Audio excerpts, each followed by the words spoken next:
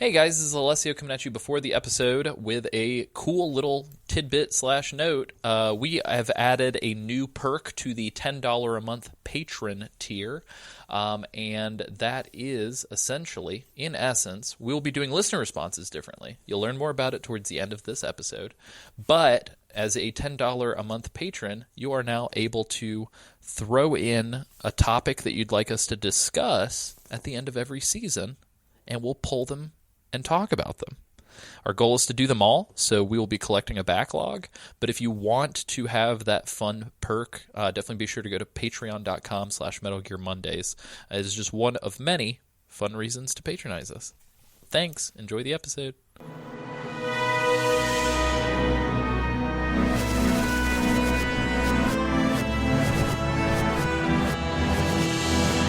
Hey, welcome to Metal Gear Mondays, rearmed, the remastered, redefined, and remixed Metal Gear Mondays. As always, I'm your host, Alessio Summerfield.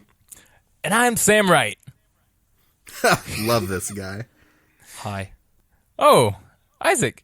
Time for our favorite segment, Bumbling in the Dim with Isaac Lim. Take us away, Sam. Bumbling in the dim with Isaac Lim.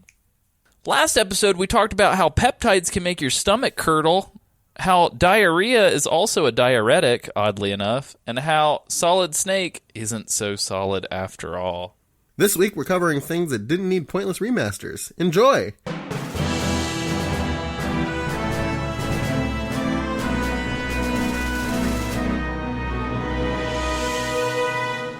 Guys, I think I'm going to try something new for the slogan. What's that? Not looking to I'm not looking to shit on tradition here. I know in the past it has been the top to bottom, left to right, inside and out, and we have 94 episodes of that. So I just want to try something new. Whoa. Ladies, gentlemen, boys, and girls, you're listening to Metal Gear Mondays, the most thorough Metal Gear Solid podcast on the internet. But it's not. Well, how is it not? I guess it is by default. Right? I challenge you to find any other podcast that has talked this much about Metal Gear. As always, I am your host, Alessio Summerfield, even if I've got a new catchphrase or slogan or what have you. And this week, I am joined by two friendly fellas. Let me introduce you. We've got Samuel Wright. You can't change the slogan because we just put a t-shirt out. Hey, man, there's 94 episodes of that original slogan. It'll be fine. Oh, my God. I don't know. Maybe I can keep the old one. We'll see how I feel. We'll try this one out for a couple episodes. Maybe I'll mix and match. Plug and play intros. It'll be good. Isaac Lim is also here. Hey, maybe you should do like a group. Like a focus test? Like a focus group and see what people think. And, okay. So we'll do it real quick right now. So tweet the number 1 at us if you like this. Just tweet one. Ladies and gentlemen, boys and girls, welcome to another episode of Metal Gear Mondays, the Metal Gear Solid podcast that covers all things Metal Gear from top to bottom, left to right, and inside and out, and pseudo historical recreational order. As always, I'm your host, Alessio Summerfield. Or tweet number 2 if you like. Ladies and gentlemen, you're listening to another episode of Metal Gear Mondays, the internet's most thorough Metal Gear podcast. As always, I'm your host, Alessio Summerfield. So that was a fun thing. So yeah, tweet one of those 2 numbers at us, and I'll collect them all in a very scientific way, and then we'll figure out which one's the winner. If the second one is the winner, I'm going to have to press F a bunch. Oh, no. Pay respects to the old intro. I love it. That isn't to say that I don't love the old intro, but I think the new one's just so quick. It's so concise. Yeah, it's quick and you don't sound like an idiot. Yeah, thank you. Thank you. If you've not listened to us before, welcome. Bienvenido. If you're coming from our remastered episodes, congratulations. You made it, and you took the long way around. And I'm just happy to see you again. Seeing a friendly face. It's like we saw each other at birth. We lived a whole life. About it when I see you again. It's like we saw each other in the womb. Then I didn't see you for a whole lifetime, and now here at the pearly gates, I'm looking you dead in the eyes, and I know this is my friend. It was just fate. like that. Are Are we dead? Have we been dead this whole time? Yeah. I don't know. Huh. It's what is that movie with Robin Williams where he has to go to hell to save his wife? What Dreams May Come? Is that what that movie's about? Yeah, it's wild. Oh, I haven't seen that one. It's crazy. Oh, You got to go watch it. It's probably going to be real fucked up now, but Well, yeah. you should still watch it. Anyway. Yeah, this episode we're talking about the Twin Snakes. Real quick, I just want to give some like top of the episode reiterations and mentions. Just to reiterate, we talked about this on some of the previous episodes. We are not a Prima guide. Rip in peace, Prima. They have closed their doors. But we will be covering our personal experiences with this game. I know that we've all busted our asses to try to record all of these things accurately. But we're all three unique individuals who maybe played a little differently. If you're watching the Let's Play, you know that I play poorly.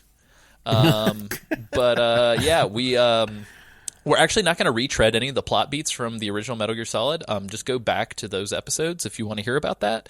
That has not changed for the most part. We will talk about it when we notice that it has changed. But we're not going to go through the whole plot because we don't want to do another 3 episodes. So we're going to try and keep this all in one episode. This is our first time covering Twin Snakes properly. We covered it as like a bonus mini episode for getting 100 Facebook fans like years ago. But yeah, here we are. Did it. We did it. Yeah, we did it. We did it. We're here. We did it. Twin Snakes. We haven't done one of these in a second. Let's talk about the news.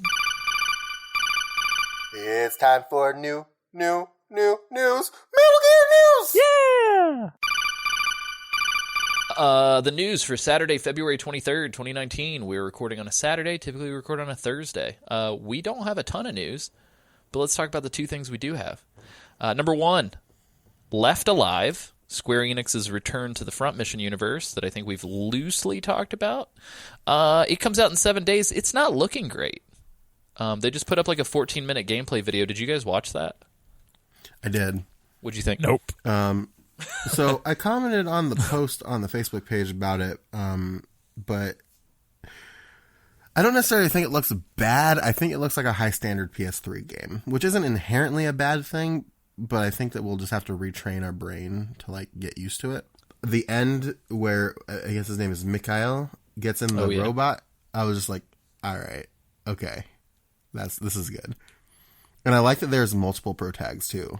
Yeah, so there were things that I liked about it. So I read a bunch of articles about this before I actually watched the video. And spoiler, I might have read the articles and published it onto the Facebook page before watching the video. So sorry about that. But I will say this, like, the big thing everybody seems to have a problem with is the robot part. Like, Really? They said that it looks really stiff and janky when you get in the robot, and it doesn't look like fun.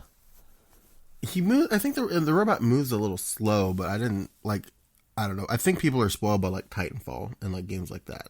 Yeah, and when it looks like, and this actually kind of got me excited when I watched the gameplay video, it looks way more like a Metal Gear game than it looks like a Front Mission game. Mm-hmm. Like, you're like sneaking around and stuff. Like, it's, like, I mean, I think we should cover it for the show. I don't think we need to cover it when it comes out, but I think at some point we should. Yeah, like I think I want to cover it like when it's not $60 anymore. Yeah, so for everybody who's like, why the fuck are you guys going to cover a Front Mission game for this show? One, Yoji Shinkawa did all the character designs, and then 2, and this is kind of a cool thing. This isn't really Metal Gear, but the director is a guy named Toshifumi Nabeshima. He's a Armored Core director. So I don't know. It looks pretty cool. Yeah, a lot of people are comparing it to like Alpha Protocol. They're saying it just kind of looks like a janky, like stealth game more than anything. I am a little bummed out that this is how we're getting a new Front Mission, but I don't know. Maybe it's not. It doesn't look like garbage, but it doesn't look fantastic. It's not Survive. I'll say that.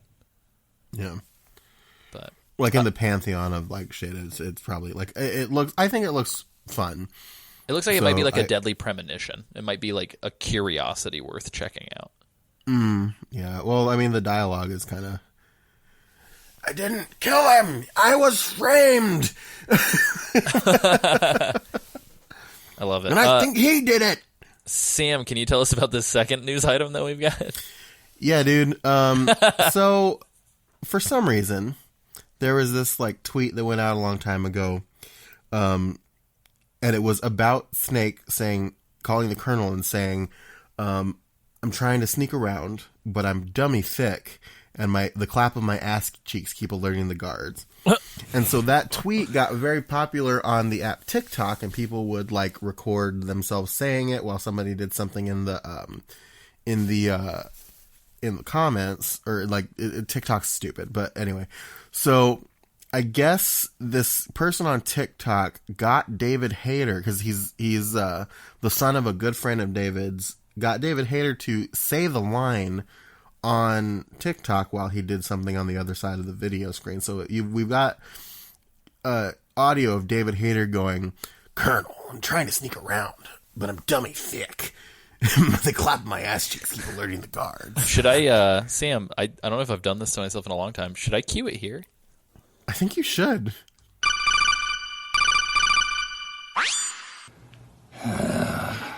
"Colonel, I'm trying to sneak around, but I'm dummy thick, and the clap of my ass cheeks keeps alerting the guards." Perfect. I'm very glad that we're going to put that there.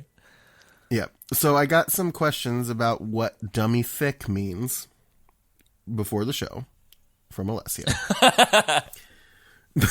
You did. So do you know what thick means? Yeah, I know what thick is, because 2B from Nier Automata is real thick. Yeah.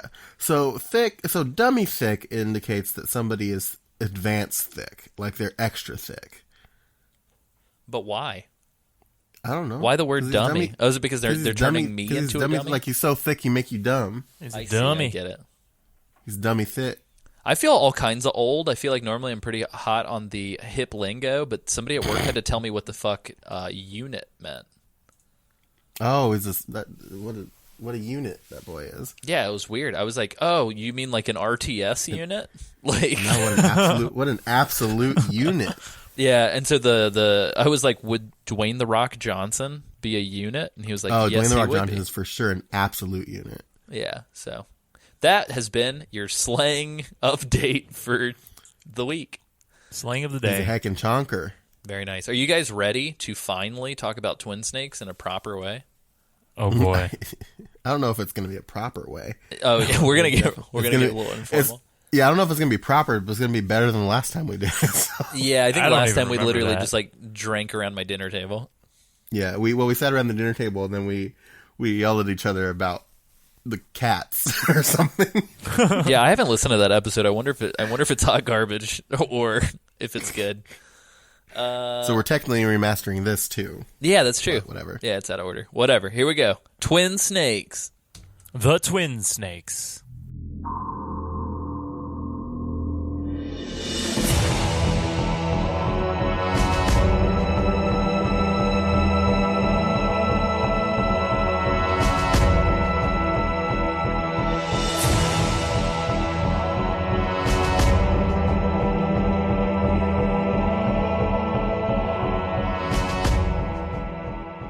So, Metal Gear Solid: The Twin Snakes was co-developed by Silicon Knights, who created the games Eternal Darkness, which is a phenomenal game, and Too Human, which is less than a phenomenal game.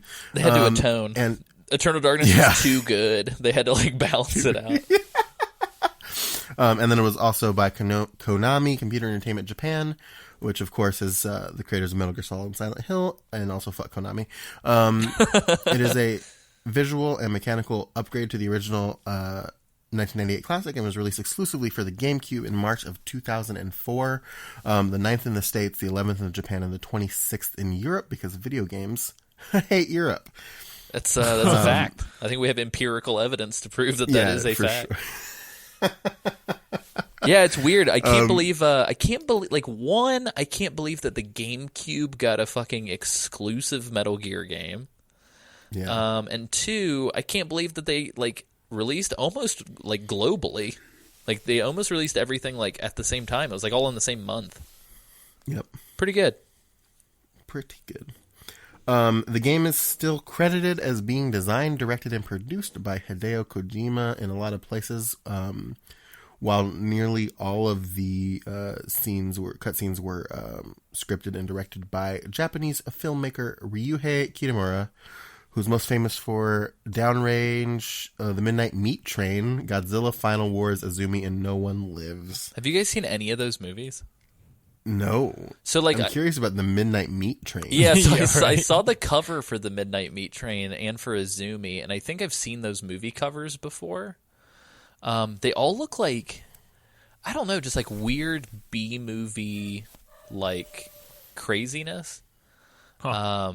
They look like B-movie. Like, have you guys seen any of the guy who directed Old Boy? Have you seen any of his other movies? Like, No. No Sympathy for Not Mr. any of his- Vengeance and I haven't seen any of his other I've seen movies. Old Boy. Thirst, Yeah. Lady Vengeance. It's kind of like that. It's like the vibe that I get from this guy is just like really crazy, over the top, like hyper violent Asian like crime movies. In a good way? I don't know. I haven't seen any of these, Oh, but like obviously. Sorry. based on his reputation and the fact that Kojima like brought him in, I think he's at least big in Japan. I don't know if he's Yeah. big over here. I'm big in Japan. I'm Big Japan. I'm big Japan. Which kind of makes sense. The direction of the cutscenes in Twin Snakes. Are Oh, very yeah. over the like top. super fucking anime and over the top. I'm gonna. I don't, guys. I didn't like these cutscenes You don't have to say that sheepishly. like at all. I think we all agree. Like, I really did not like these cutscenes. Speak for your fucking self. I don't. No, I'm kidding. Did you I like didn't like them either. No, they were so dumb. Well, so like, I guess if the first game wasn't so goddamn perfect, I feel like I wouldn't mind somebody coming in here and remixing these. But like, these just feel so. I mean, we can talk about it later on, but I feel like the way that these cutscenes are directed, like, it kind of shits all over the characters. Like, none of these characters would ever act like this. Do you know what I mean? Am I being nitpicky? I feel like, I don't know. I just feel like some of the ways that some of these characters articulate, it feels totally different from who they are. Well, nothing about Solid Snake's characterization in any of the games that he's in indicate that he would do like a flip over the door while he's spying on Liquid and Ocelot at all, Or like do a backflip off of a missile. That's Or, yeah. like That's when Snake jumps the fucking shark right there, Yeah. like quite literally. But yeah. Anyway, sorry. I will let you continue, Sam. yeah. I'm going to talk about Dennis Dyack, who is what would you say, infamous director of Eternal Darkness, is also credited as a producer on the game, and his secret best boy Tomokazu Fukushima is still credited as the second writer on the project, though it's relatively unknown how he contributed to this, and most of the Metal Gear series, though some anecdotes state that he's the character guy of the series. Yeah, if you guys haven't, so it wasn't just this one instance, but like there was like what is his name? It's like Steak something. Steak? I'll pull it up on Twitter or something here in a second. But essentially, this guy on YouTube who like only has a bunch of like he only has like a bunch of like minute-long videos. Just out of the blue, decided to pop in like a ridiculously long, like 3-hour Metal Gear Solid 3 like review video, and in the middle of it, he starts citing all these different people. The guy's Steak Bentley. Steak Bentley. He starts kind of name dropping, and like this is like from interviews, like a bunch. Like he just digs up like these interviews and then cites them on screen. But a bunch of them were for Tomokazu Fukushima, and he just straight up like he has writing credits on the first 3 Solid games, and not only that, but like essentially one of the translators, one of the localizers for Metal Gear Solid 2, was saying that like quote, Kojima's not much of a writer and only ever has big ideas, and that it's actually Fukushima who like translates his ideas to like actually like fleshed out characters and dialogue. And so they were saying that Fukushima, like, I think he's been accredited with writing all of the codec calls in MGS1, but people were saying that like literally all of the characters are his. Like he fleshed out all of the character stories. Which suddenly makes me wonder, why is it that from 4 onward we hardly have any new characters introduced? You know what I mean? Like it's like all the same fucking people. give or take. So anyway, just a quick little pit stop into Fukushima land. Steve Hennepin. Let me try that again. Steve Hennepin from Silicon Knights handled some of the endgame music, while Metal Gear veteran Norihiko Hibino took on the bulk of the cutscene, menu, and in-game music duties. Do you guys like the new music? I do not. Like at all. It's all right.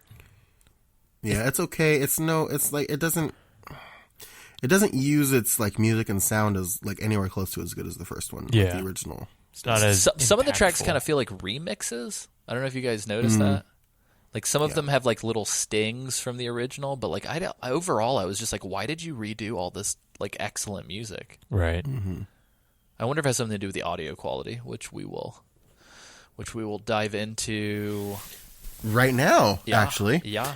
Because all of the dialogue in the game had to be re-recorded because the increase in fidelity made it apparent that the original game's recording had lots of quality issues.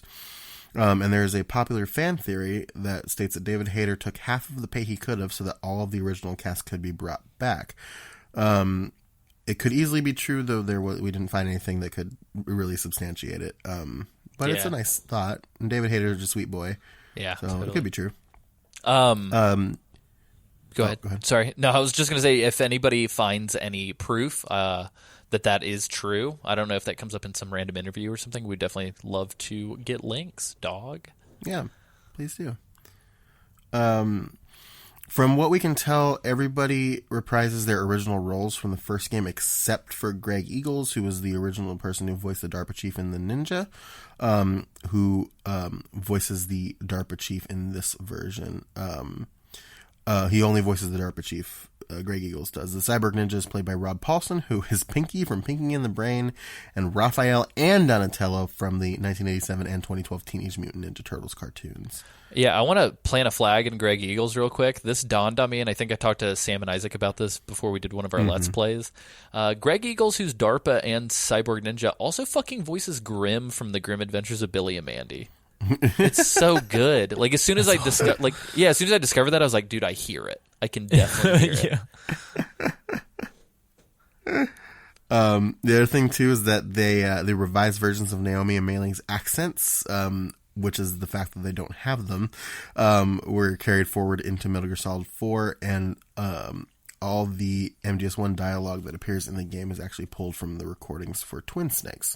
So anything you hear from Metal Gear Solid 1 that they do flashbacks for in 4 is from Twin Snakes. Yeah, which like kind of sounds crazy because it's like, I wonder what kind of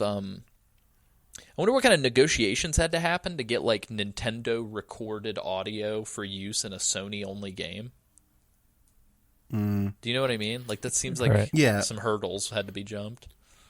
Maybe. Do you think that they just like do you think they were just like, we could probably get away with this and just didn't? Maybe. What if somebody's listening to our show and they're just like, wait a minute. Oh no. I need to sue and this somebody. is what starts the lawsuit. Don't do it. I have got to sue somebody. Yeah. In September of 2003, IGN interviewed Dennis Dyack, who had an interesting anecdote about how he got involved. He was apparently sitting in the lunchroom at Nintendo's offices in Kyoto, minding his own business, and Miyamoto approached him and asked, "What's going on?" and then followed up with, "Do you want to work on Metal Gear Solid?" Allegedly. Wow. Yeah, it's so weird, man. Like there'll be a link to it in the show notes for patrons. I'll try and throw it up on the post on our website, metalgearmondays.com. But there's like a weird IGN interview where Dennis Dyack just like recounts the entire story of working on Twin Snakes. And it's like multi-page. It's very weird. But yeah, Sam, 1, thank you for going through all the development stuff. That's awesome. 2, I hear that you and your friends are more relevant than me and my friends. No, I'm kidding. I hear that you have a checklist of really crazy, important, fun, detail differences. I don't know if they're crazy important, but do you want to? Do we want to like speed? Do you want to like twista wrap your way through that entire list really quickly, and then we'll go? I would love a twista. I'll do what I can. So it's not going to be exhaustive probably because I just took down what I noticed, but yeah, I'll talk about it. So the first really important one is that Snake can now aim while he's in first person mode. Yeah, do we want to intrusion mode? Yeah, sorry, I didn't immediately plan to stop you real quick. But do we want to? My Twister rap, no. I think one of the things that we should probably state outright is like baseline, bare minimum. If you've never heard of Twin Snakes, all you need to know is that Silicon Knights was like, "Hey, what if Metal Gear Solid 1, but with the Metal Gear Solid 2 engine?" Yeah. And that's pretty much what we've got here. Sam, carry on. Yeah. So when you're running and you hit the crouch button, Snake will also execute a dodge roll, which is pretty dope. And Snake can now climb and hang from things like in 2.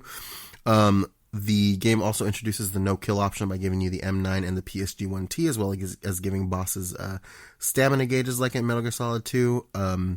And this time, because of that, I tried my first ever Metal Gear series no-kill run. Aw. So, and I was successful. It was great. Nice. Bodies of guards don't just poof out of existence, but they can be dragged and hidden like in 2, which is more realistic, but not as funny. Key cards don't have to be equipped for them to work. So you just get the key cards and it works automatically, which is awesome. Cameras have, what I noticed about the cameras is that they have kind of like a motion sensing aspect to them. So if you hide in their blind spot and inch your way out of it, they start to monitor in that direction, almost like you'd look at something if you had something in your peripheral vision. Mm-hmm. I don't know if you guys noticed that or not, but... Well, since we've got this badass first-person aiming capability, I fucking went ham on shooting out some cameras. I hate cameras. Yeah, I hate... If you're following our Let's Play, you know that I hate Alessio cameras. hates cameras. I didn't think about doing that at all for some reason. I did towards the end of the game when like they were gun turrets and stuff, but I just never thought about the regular cameras and doing that. Yeah, and I think the M9 might be able to do it. I feel like I did it in the heliport before I got the SOCOM, but we can put them to sleep. What was that, Isaac? Yeah, that's the thing. Like that's the thing is that with the M9, they give you the M9 like immediately in the on the easier difficulties, I think. Yeah, the other thing too is that, and I don't remember if this happens in 2, but the cameras can detect downed bodies. So if you take out a body and it sees one, it'll alert somebody. Oh wow, I don't think I ever noticed that. But again, I don't think I ever had that happen.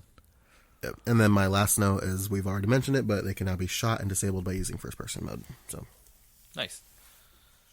Yeah, so I think that's awesome. Thank you for that. I think we'll also get into some of the other ones. Like I mentioned before, we're definitely not going to talk about any of the plot stuff. I think we're just going to kind of touch on the zones, sort of in a, hey, here's the zone, here's what it is, here's what happened, did anything interesting happen to anybody? One of the things I did want to talk about, though, is like if you go into this like I did, not knowing that they were going to redo the music, it's kind of weird. I feel like most of the songs are just different. I do know, and I don't know if we've ever talked about this. Maybe we did talk about it during the remaster. I don't know. The Metal Gear Solid theme, which we hear with the like, and it like shows up a little bit in 3, shows up at the beginning of 2. It's in MGS1.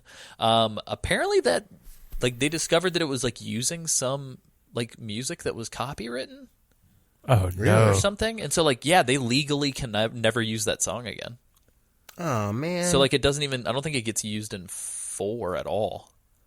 But I think that... The only reason why I bring that up is I think the motif in that still gets used in Twin Snakes. I think. Gotcha. I may be wrong. I'm not sure, though. I remember hearing it, but... Yeah. Also, one of the things I wanted to talk about is the audio track is fucking awesome. Like, I will say that about it. Like, it is unfortunate. I think you can fall on either side of this coin. I personally found that the new acting... I mean, it's the same actors, but I guess the new performances, I personally did not like them as much as the first one. And I'm probably speaking out of my nostalgia ass right now, but like, well, first there's 2 things, and we'll obviously get to when we get to this. There's 2 things that make it worse off of the bat, which is there's no Matthew Broderick, which is a big sad, and also there's no my hand. Well, I think the big thing is like it might just be, and maybe I'm a crazy person, but it might just be that like the quality and the style of the original recordings lent a lot of character to them.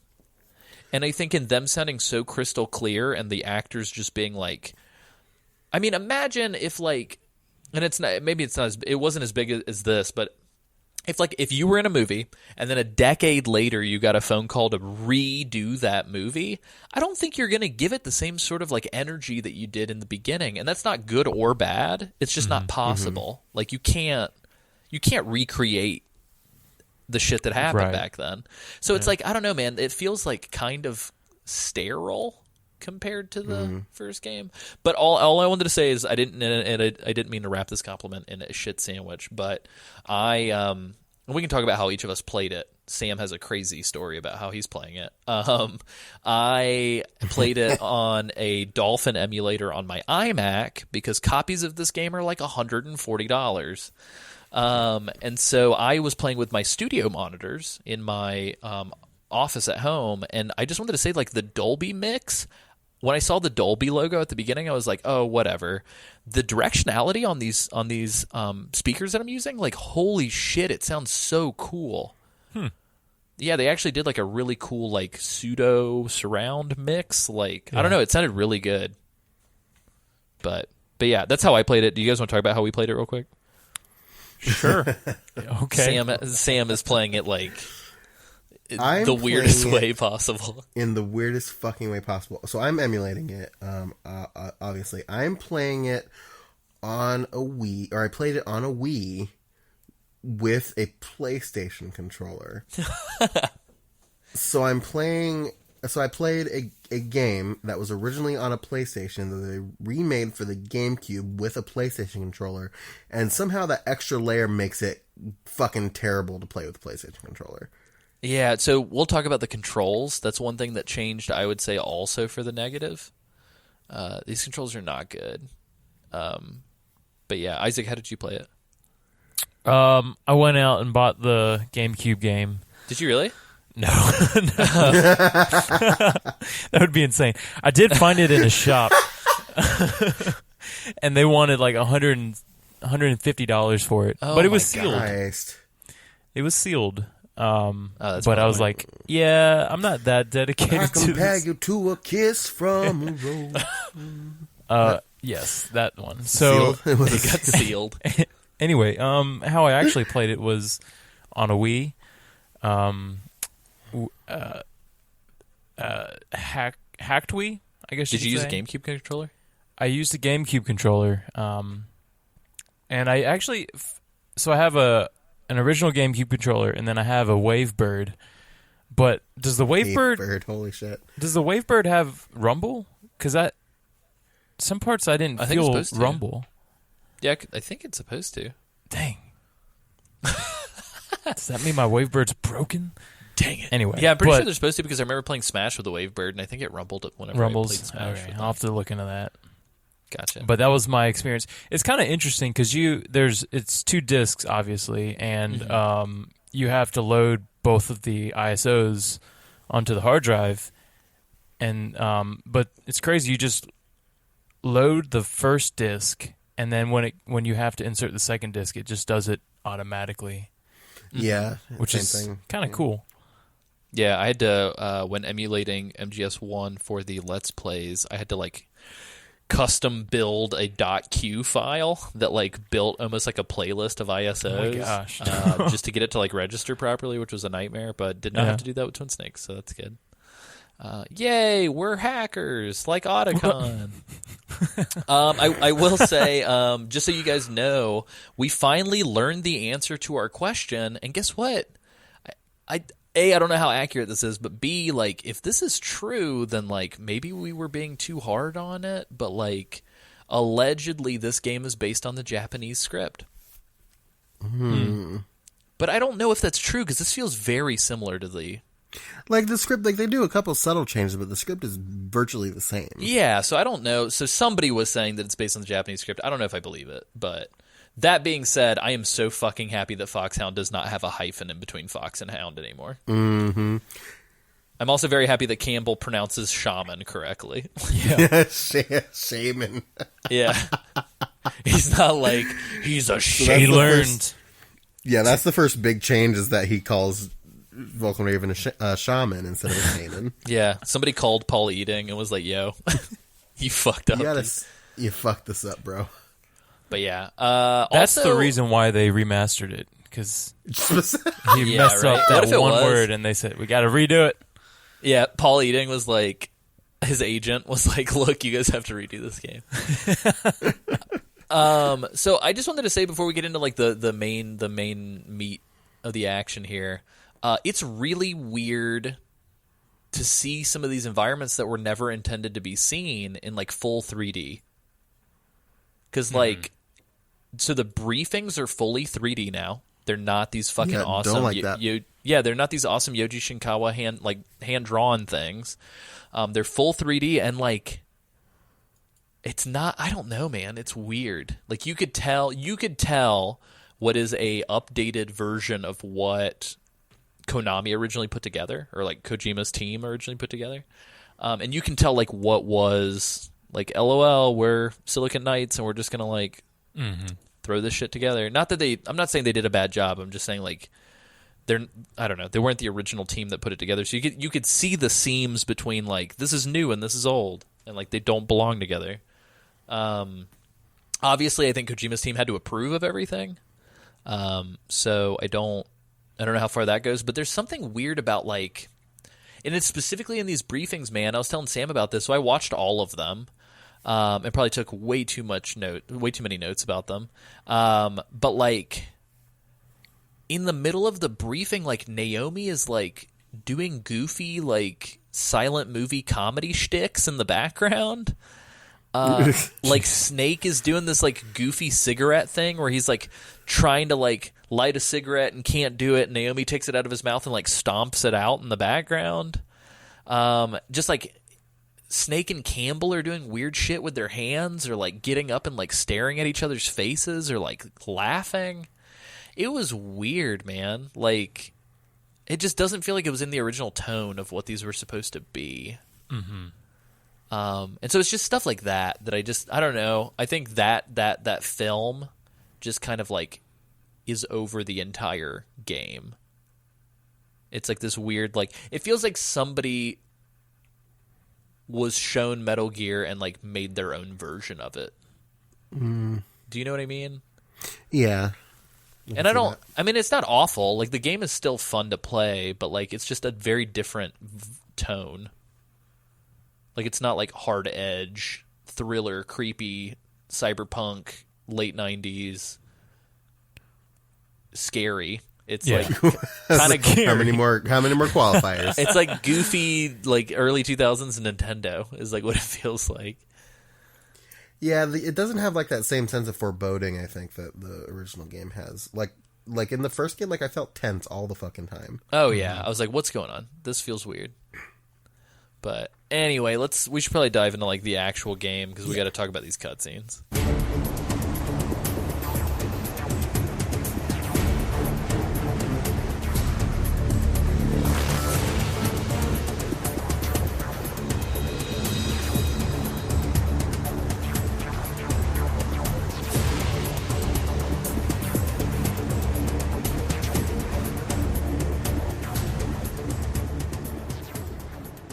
Do we want to talk about the attract mode cutscene before we get into like the full?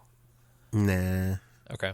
Yeah, I think the only note that I had from this that I really wanted to mention was like the anime starts here, y'all. Like Snake crashes his little sub, but like, and I swear to God, this does not happen in the regular game. Snake's like having to like super hardcore like commando pilot his little sub through like a web of mines. Yeah. Well, can I tell you something about that though? That, like, I guess we are talking about it. Can I tell you something about that though? It was very Escape from LA. Oh yeah, 100%. Very much so. But he just straight like ditches the whip and like does a weird like flip. It's so weird. It's very weird. I'm sorry, that's all I got. It's just so weird. Also, coming back from Metal Gear Solid 2, they brought the dog tags. So yes, just heads up on that. But yeah. So yeah, we're in the cargo dock, which I think was just called dock before, right? I think the pause screen says cargo dock. We finally get the real names of our voice actors too, which is pretty cool. No more James Flinders for us. James Flinders' dad. Long live Cam Clark. Oh no. So, Sam, can we talk about this? I think is the most apparent that something is way different because I A/B'd this opening. The camera is insanely active in these cutscenes. Yeah. Oh yeah. Dude, it's everywhere. It's like flying up and down these halls, like upside down. It's like, dude, it's like somebody strapped the camera to a fucking F-22 Raptor and they were like, let her rip. And they're just like, let's show off our new fresh HD bullshit. And then they just like, we'll fly it upside down, we'll shove it up Snake's ass, we'll shove it out his mouth, and it'll be great. Pretty much. You're not wrong. Yeah, I don't know. It's just like, I don't know, MGS2 menus, like everything, all the UI is very like Metal Gear Solid 2. I was real pissed that you can't hide behind this forklift without pressing your back against the wall now. Because in the original game, you could just like walk behind the forklift and just chill. But like Sam mentioned, the M9's here. So, yeah, I don't know. This game's easy as fuck with first-person aiming. Yeah. Yeah. Like, literally, I can trank every fucking guard. The moment I walk into a room, I can trank the whole floor and then just do my business and leave. Yep.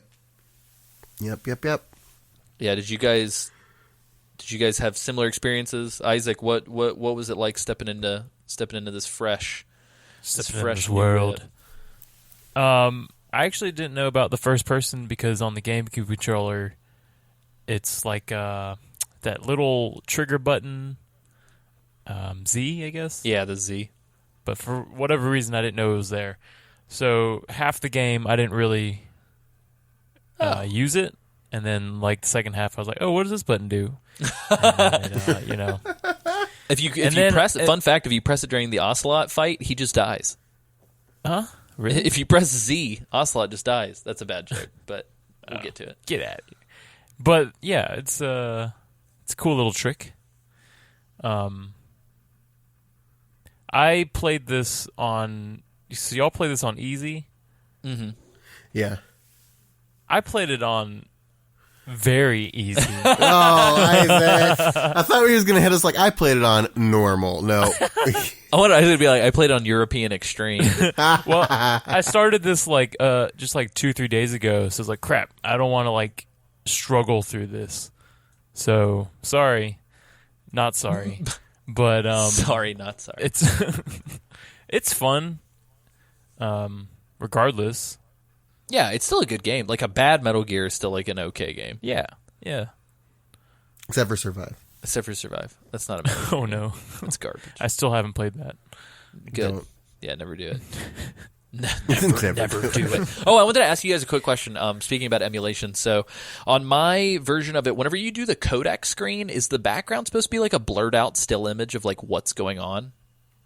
Oh, I didn't really notice. It might be. The only thing that I made notice about on the codec screen was that they kept using the drawn portraits instead of doing the Metal Gear Solid 2 thing. And you can definitely tell that they use those from the original because like those shits are so pixelated, you guys. Mm-hmm. Oh yeah. But no, for whatever reason, I'm glad that they didn't make it 3D though. Yeah, I'm actually really bummed out that MGS2 did that. Yeah, to be totally honest, but no, the thing I was going to mention is for whatever reason on my PC version, whenever I went into the codec screen, it would just give me like a solid green background. So I just wanted to make sure that like that was a glitch and not how it's supposed to be. Oh, it might be. I don't remember it at all, but Gotcha. I think know. other than that, I think that's all I had here. There's lockers. You can open lockers, which means more places to hide nasty posters. yep. I was hoping it was going to be the posters. Like a normal person would be like more places to hide bodies that you knock out, but nope, it's the posters. It's the models. It's literally just there for posters. I think there are some posters for some other stuff. I know apparently any of the books in the game, if you throw them down and look at them in first person, it's just the Alex, the female lead from Eternal Darkness. Oh god. So that's a thing. But yeah, so then heliport. Oh, can we talk about this elevator scene? Snake derobing is set to like the shittiest like music ever. And he derobes so fast. It's like way less like, I don't know, it's way less cinematic and way more just like time to rip shit up. Metal Gear Solid. But yeah. Also, you guys should 100% for real go check out that goofy 3-hour fucking. Did we talk about that on? I'm blown away right now. Or did we do that on Patriot Club, or was it on this when we talked about the 3-hour MGS4 video? I think we probably did it. I think we did it in our in between. I don't think we talked about it either. Really? No, I think we talked about it on here because we on talked about one of them. Steak Boy. Wait, what? Yeah, we talked about that guy. Steak Boy. Yeah, the YouTube guy.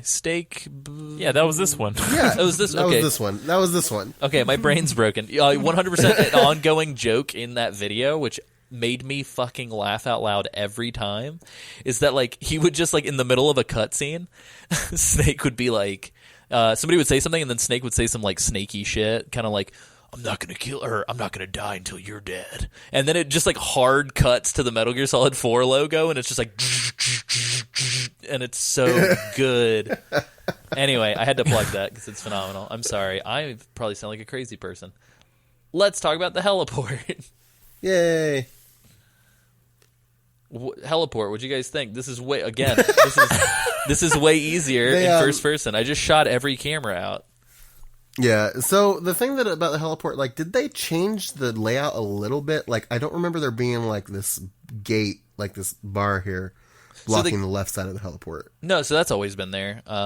Okay. That's why you have to go through the little spotlight. They did change, this is so nitpicky, they did change that the spotlights before were horizontal.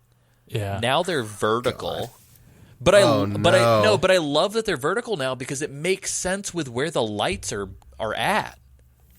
Like before it made no sense. Yeah. It was like, how are they going? Yeah, how are they like hot dog or how are they hamburger? These guys should be hot dog. How they hamburger. They also added if you go to the southeastern corner, there's now like a gate where you can throw bodies off like you could on the boat in the tanker. Whoa. Oh, dang. So you can just throw dudes off the side of a mountain. Hell yeah. And I did a lot. Because it was hilarious to me. But yeah, also, did you guys feel like the environments felt very small in this game? I felt like... How do you mean? I guess a I feel little like, bit. Yeah, it's like, I guess because it's in first person, it's like... I don't know how to describe it. Like, I feel like on the PS1 version, everything felt proportionate properly. In this one, it feels like, I don't know if Snake's character model is just like bigger or something, but it like the whole, like they all feel so much smaller. Like each zone just feels like tiny. Yeah. Well, I think it is somewhat. I mean, because I noticed that, I can't remember which part it was, but I was like, I remember, it was the Metal Gear, when you're in the Metal Gear hangar or whatever. Hangar? I don't know what you call that. And you're running around, and I'm like, this is a lot. Yeah, and the original, it's very large. Yeah. Huh. Yeah, it's very strange. Also, this is where we discovered that Mei Ling and Naomi are now just American. Yep. Yeah. I guess they were always American, but now they speak like they're from America. They don't have an accent. Yeah, Snake's bandana also, I feel like we should probably mention this. The tail on his bandana is long as fuck. In Yes, OG it Metal is. Gear Solid 1, it had no tail. But in this one, it has like the MGS2. Like the dangling kind of... The part that he ties in the back. You know what I'm talking The about? ponytail. It dangles. Yeah. The angle of his dangle. Oh, yeah. Yeah, cool. Is there anything else to talk about when it comes to Heliport? Do you guys have anything? I feel like items are like I did my relatively thing. in I the went same up spot. top again. Yeah, same. I went up top as well. Did you bottom again, Isaac? Nah, man. I switched everything up this time. Yeah. Isaac is a switch. I went up top. Welcome to the Mile High Club, I think. Oh, God. Very nice. Yeah. Cool. Tank hanger. Tank hanger. That's all I got. Yeah, that's all I got. I didn't take like, so my only note for the first floor is that there's no Matthew Broderick. Yeah, sad day. Pour one out. Sad day. Yeah, I also want to point. So the reason why I talked about the controls kind of being clunky is like, So I legitimately, and I know you guys probably didn't have this problem on my end, I could not do the equip, unequip to reload.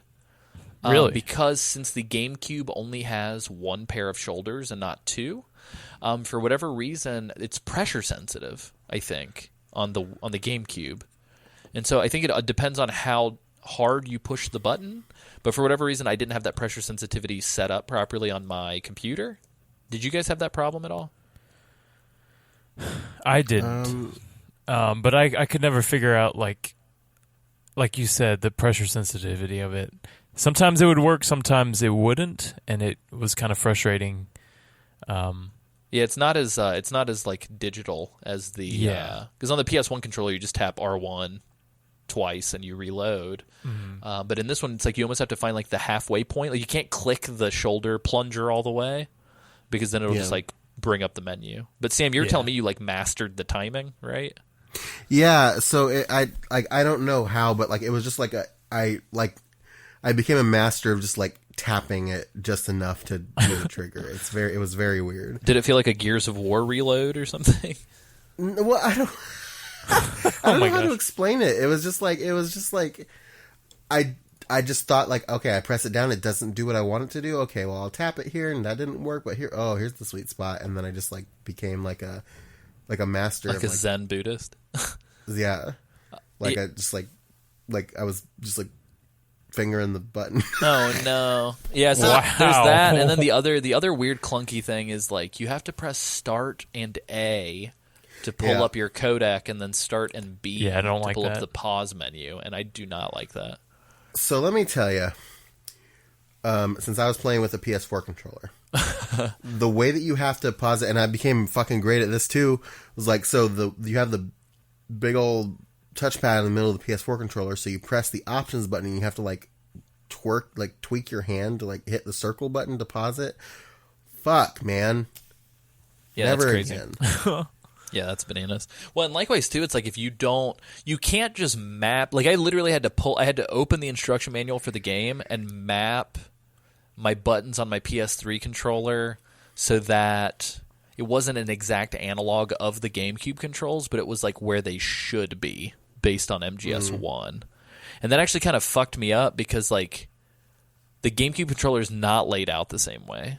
And I don't mean button configuration. I mean like they change what the buttons do. Mm-hmm. And so like where the circle button would be the punch or whatever, they make it to where it's like actually it's the square button for some reason. And it's like, okay. So I had to like rewire the buttons to not make my brain blow up. Yeah, I got used to it after a while. Like it just like Stockholm syndrome me into knowing how to do it. Let's talk about the holding cells with the DARPA chief. This begins one of my big problems with the art direction of this game. I hate the character models in this game. Mm-hmm. I think DARPA chief looks weird. Like I think his face looks not great. And Meryl looks very bizarre. Yeah. Like she just kind of looks like a weird porcelain doll, like a sex doll, like a real doll. Oh God. Nipple's still on point though. Well, and it's even like Otacon. When we get to Otacon, like Otacon in this versus Otacon in MGS2, they look super like I don't know. He just looks like anemic and weird in this game. And I just don't understand why they couldn't just like if you're using the MGS2 engine, why don't you just lift those models? Right. So I don't. Am I being nitpicky? Did you guys have problems with that at all, or am I just being sensitive? I didn't really notice. Gotcha. Honestly. Did you prefer? Well, I guess. Did you guys prefer this new look versus the pixels? I don't think so. I think that in relation to one, the pixels are charming. Like it's just how I remember the game. Like I have my warm memories of the pixels. I have my warm memories in the pixels. I love it. Yeah, no, I think I would agree with that. What do you guys think of the DARPA chief's performance here? I felt like we didn't get as exaggerated of a why like we did in the first game. Yeah, I love that. I think in general, like I think they traded. So like the cutscenes are more exaggerated, but the voice work isn't as exaggerated. Yeah, the camera's everywhere. Like the camera is literally barrel rolling during this cutscene.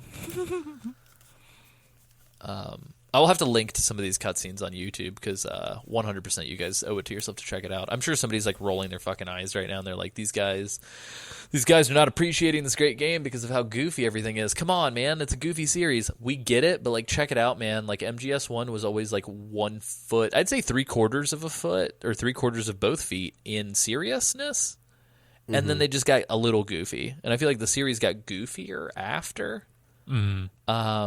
But like, this first game was like kind of spooky.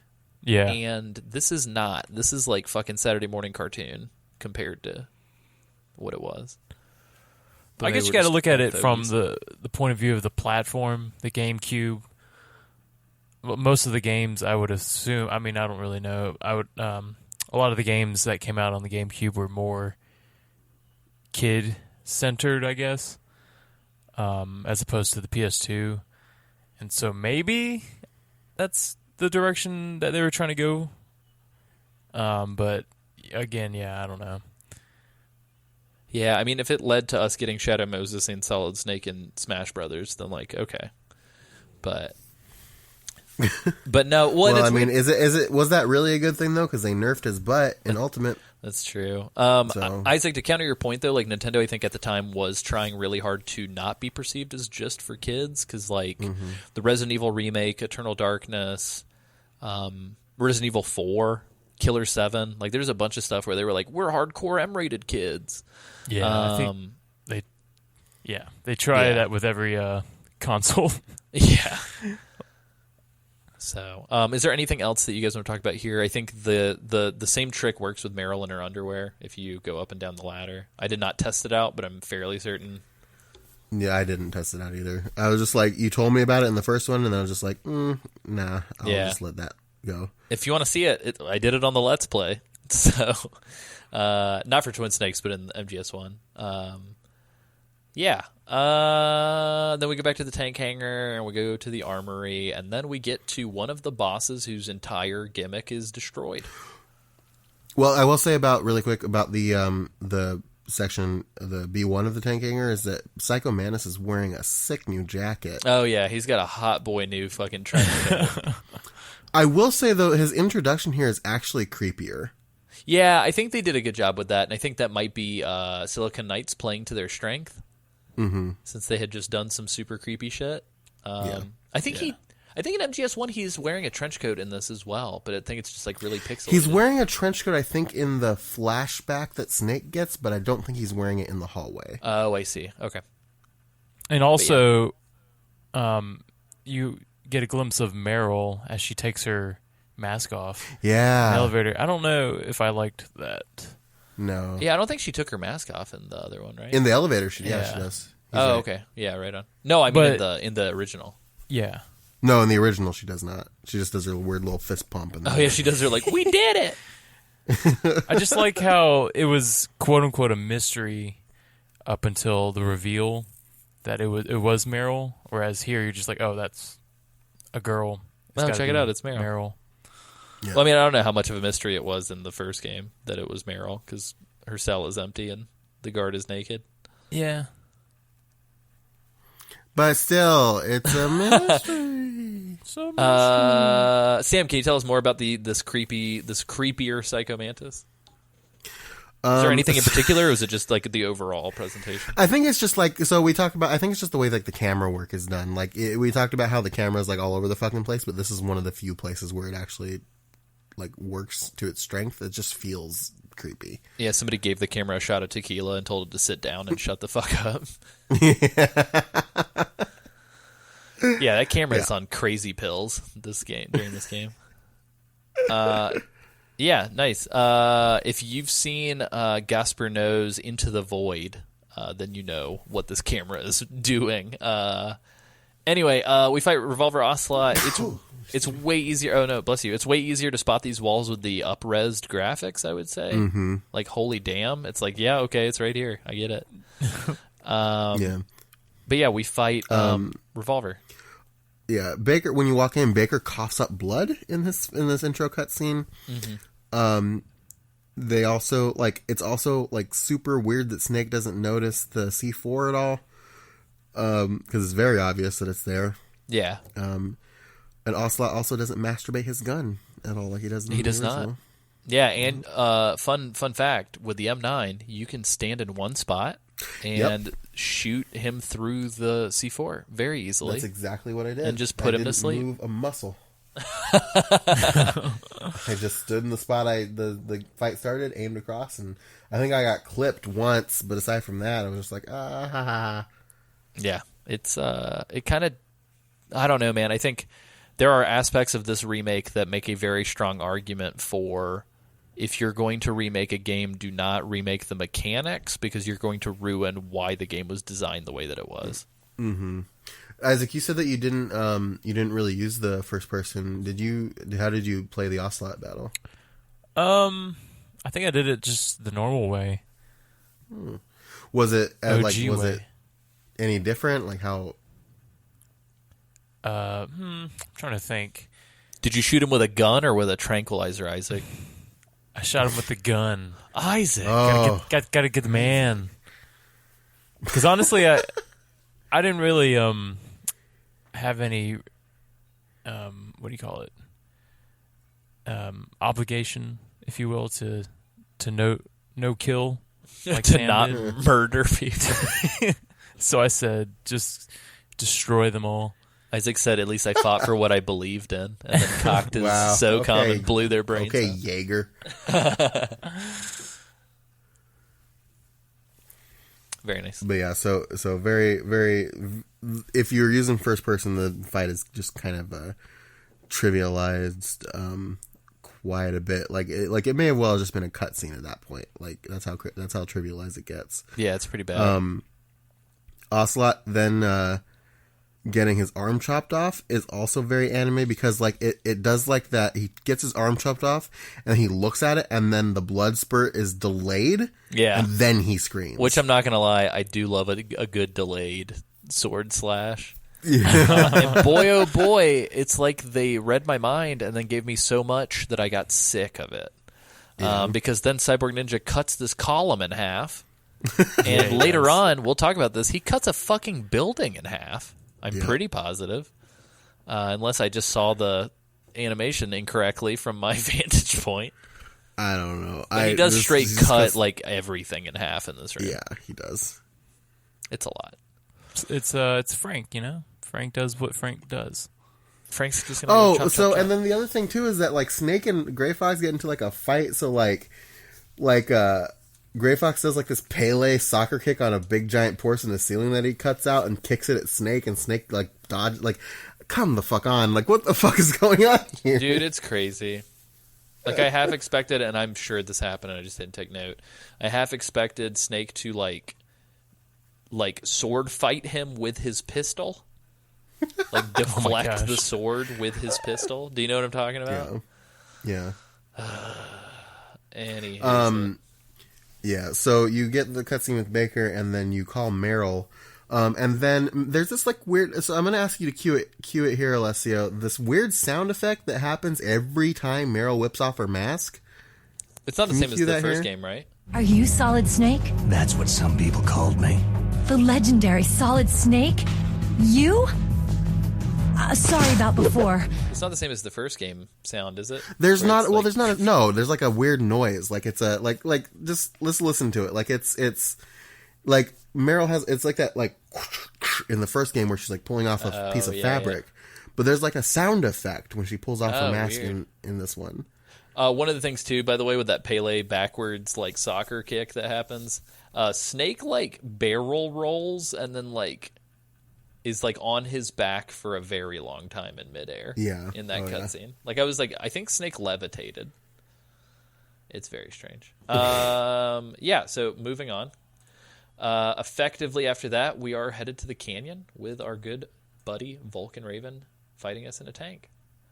The cool thing that I noticed, I don't know if you guys noticed this too, was that in the tank hangar, like in the hallway with the lasers, they have these little nodes you can shoot out like in two. Oh, I did So not you can actually notice shoot the laser. You can shoot the lasers out. that. I don't even think I fucked with that. I think I just like threw on my therm. I did too, and that's what like I was looking around, and I noticed them. I was like, oh shit! So I was just like, oh cool, it works. That's awesome. Yeah, that's really cool. Damn it! Now we'll do that when we do the Let's Play. But yeah, very nice. So as far as the tank battle, did you guys have any issues with this? I found it to actually be a little bit easier in this game. I don't know. Oh, I had a little bit of extra trouble. It's like, so the difference here that I noted is that they give you this like weird bunker in the middle of the field that you're supposed to hide in. So you said, "Oh gosh," I think you probably the same thing happened to you that happened to me. Is that whenever I was trying to like get an angle on him, I fell into the bunker and then he would just run over me. Yeah, yeah, it made it trickier. For me. That did happen to me a couple times too. I for some reason I just noticed I felt like the grenade kind of like followed its target a little easier. It felt like there was like a little bit of auto targeting going on. I think in the for whatever reason I had the opposite happen to me. Weird. It was like harder for me to throw the grenade into the little hole. Huh. Whereas like in MGS1 I was just tossing the grenade and they would just like stick in there. I don't. Interesting. Yeah. I felt like in MGS1 it was hard for me to kind of get it to work properly, but I feel like in this one it felt like it kind of like did it easier. Yeah, I see. That's the thing. I'm having the same experience as Isaac again. Like I felt like I had trouble getting it to work in this one, but I like aced it in the original. Oh, that's weird. Maybe I just happened to be like standing in the right spot or something. Maybe. Yeah. I think. So looking at some images really quickly too of this canyon, I 100% have kind of realized what it is about this that I feel like makes the game feel like a fan project or something. The environments just look so sterile. Like I think in the first game it made sense because on the PS1, like you kind of had to use your imagination to fill in the gaps, and I guess the way that they kind of covered the camera in like a filter and just kind of grimed up all the textures, they just felt very evocative. I'm looking at like pictures of the canyon and pictures of the helipad. And, like, it just kind of looks like somebody threw some fucking boxes down. It's like VR Mission MGS2 looking. Would you say they threw down just the box? Oh, no. But, yeah, I don't know what it is. It's just like it looks... I think in an effort for them to, like, bring this to modern-day standards, it just kind of accentuates how simplistic the original design was. Yeah. Does that make sense? I think we talked about this before...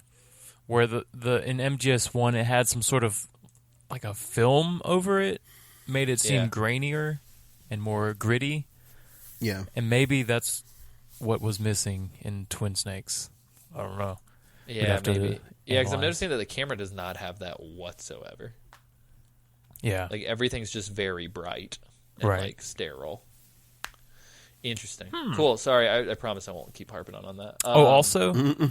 Also in the cutscene after when you defeat the tank, he like takes a grenade and he he like baseball pitches it into the into the fucking into the end rocket of the like the barrel of the tank. Yeah, it's wild. It's hella goofy, you guys. See the nuke building. You can use the M9 in here. Praise Jah. Holy shit. I wonder if it's an easy thing, Sam.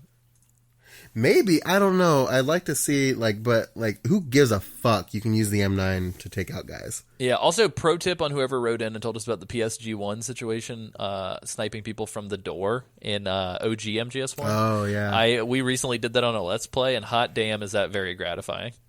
Yep. But yeah, Sam, I did not even think to use that. I kind of just ran through here. Can you tell me more about your rampage that you ran in the new build? It just kind of it kind of trivializes the difficulty of the floor, which is fine by me. But yeah, it's just you can shoot a guy, then you shoot another guy, and you shoot another guy, and it's great. Praise Jah.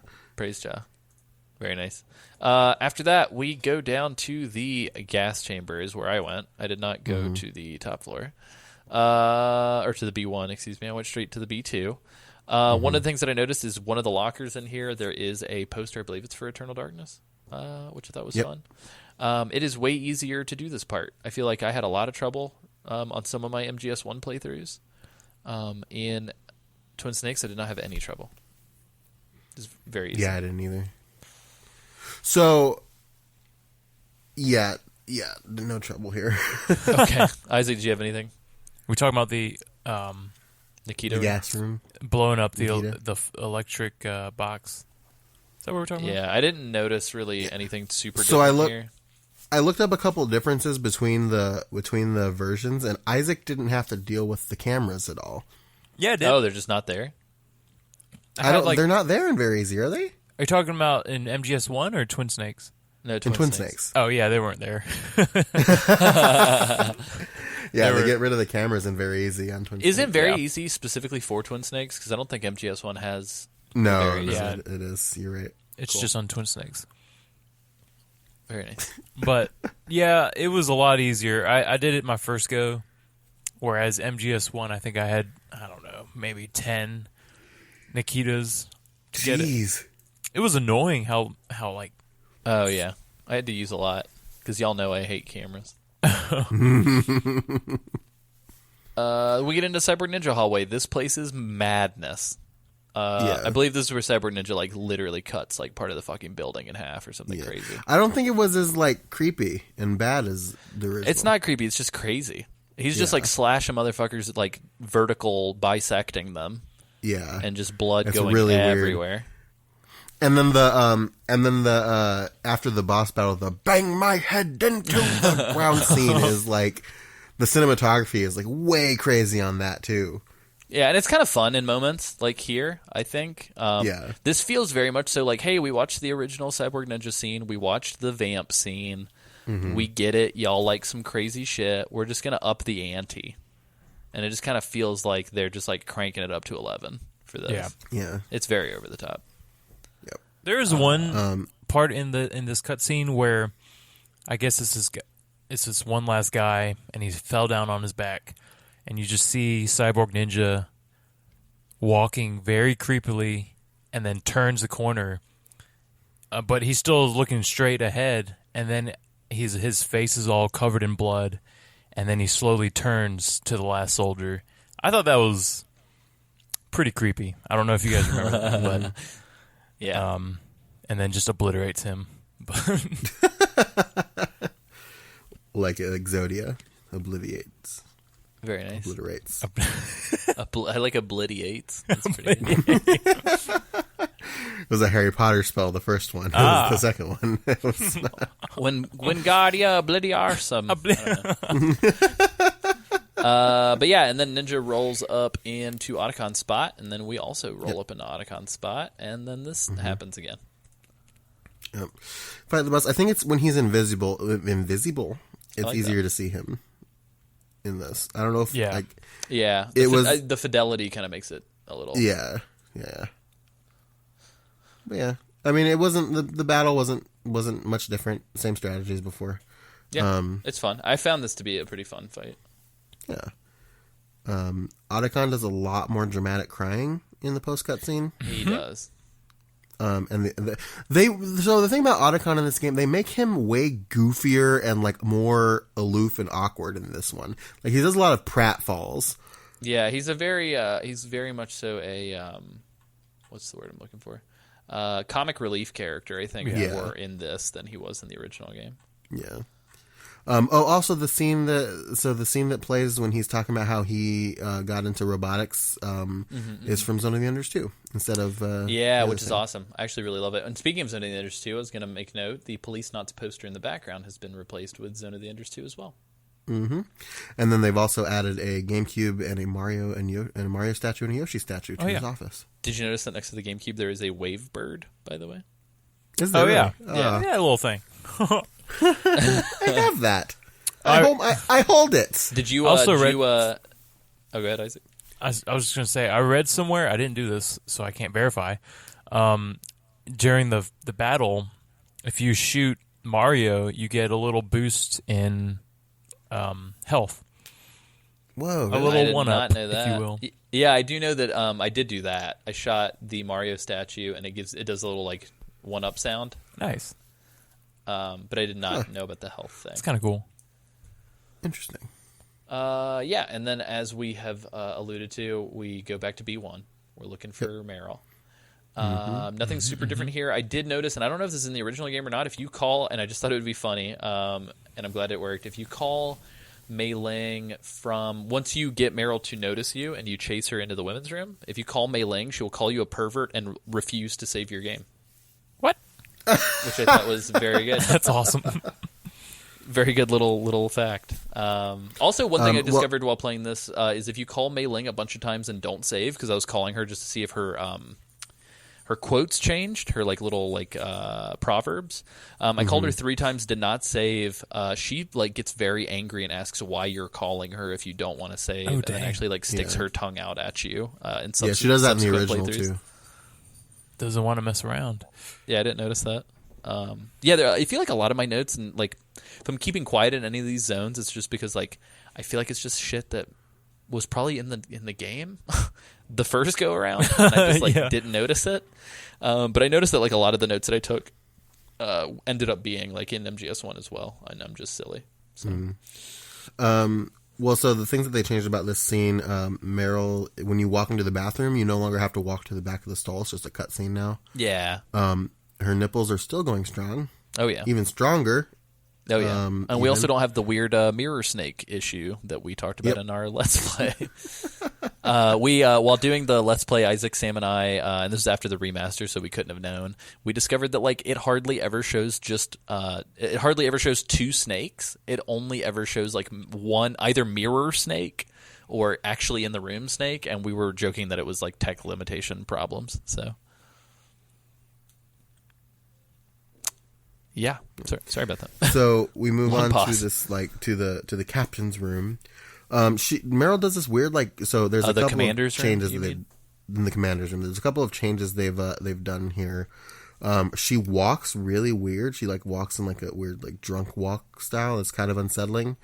And they also, when she talks to you, they took away that double voice effect that she had, where Mantis talks over her which voice. was so good. But they changed how she talks.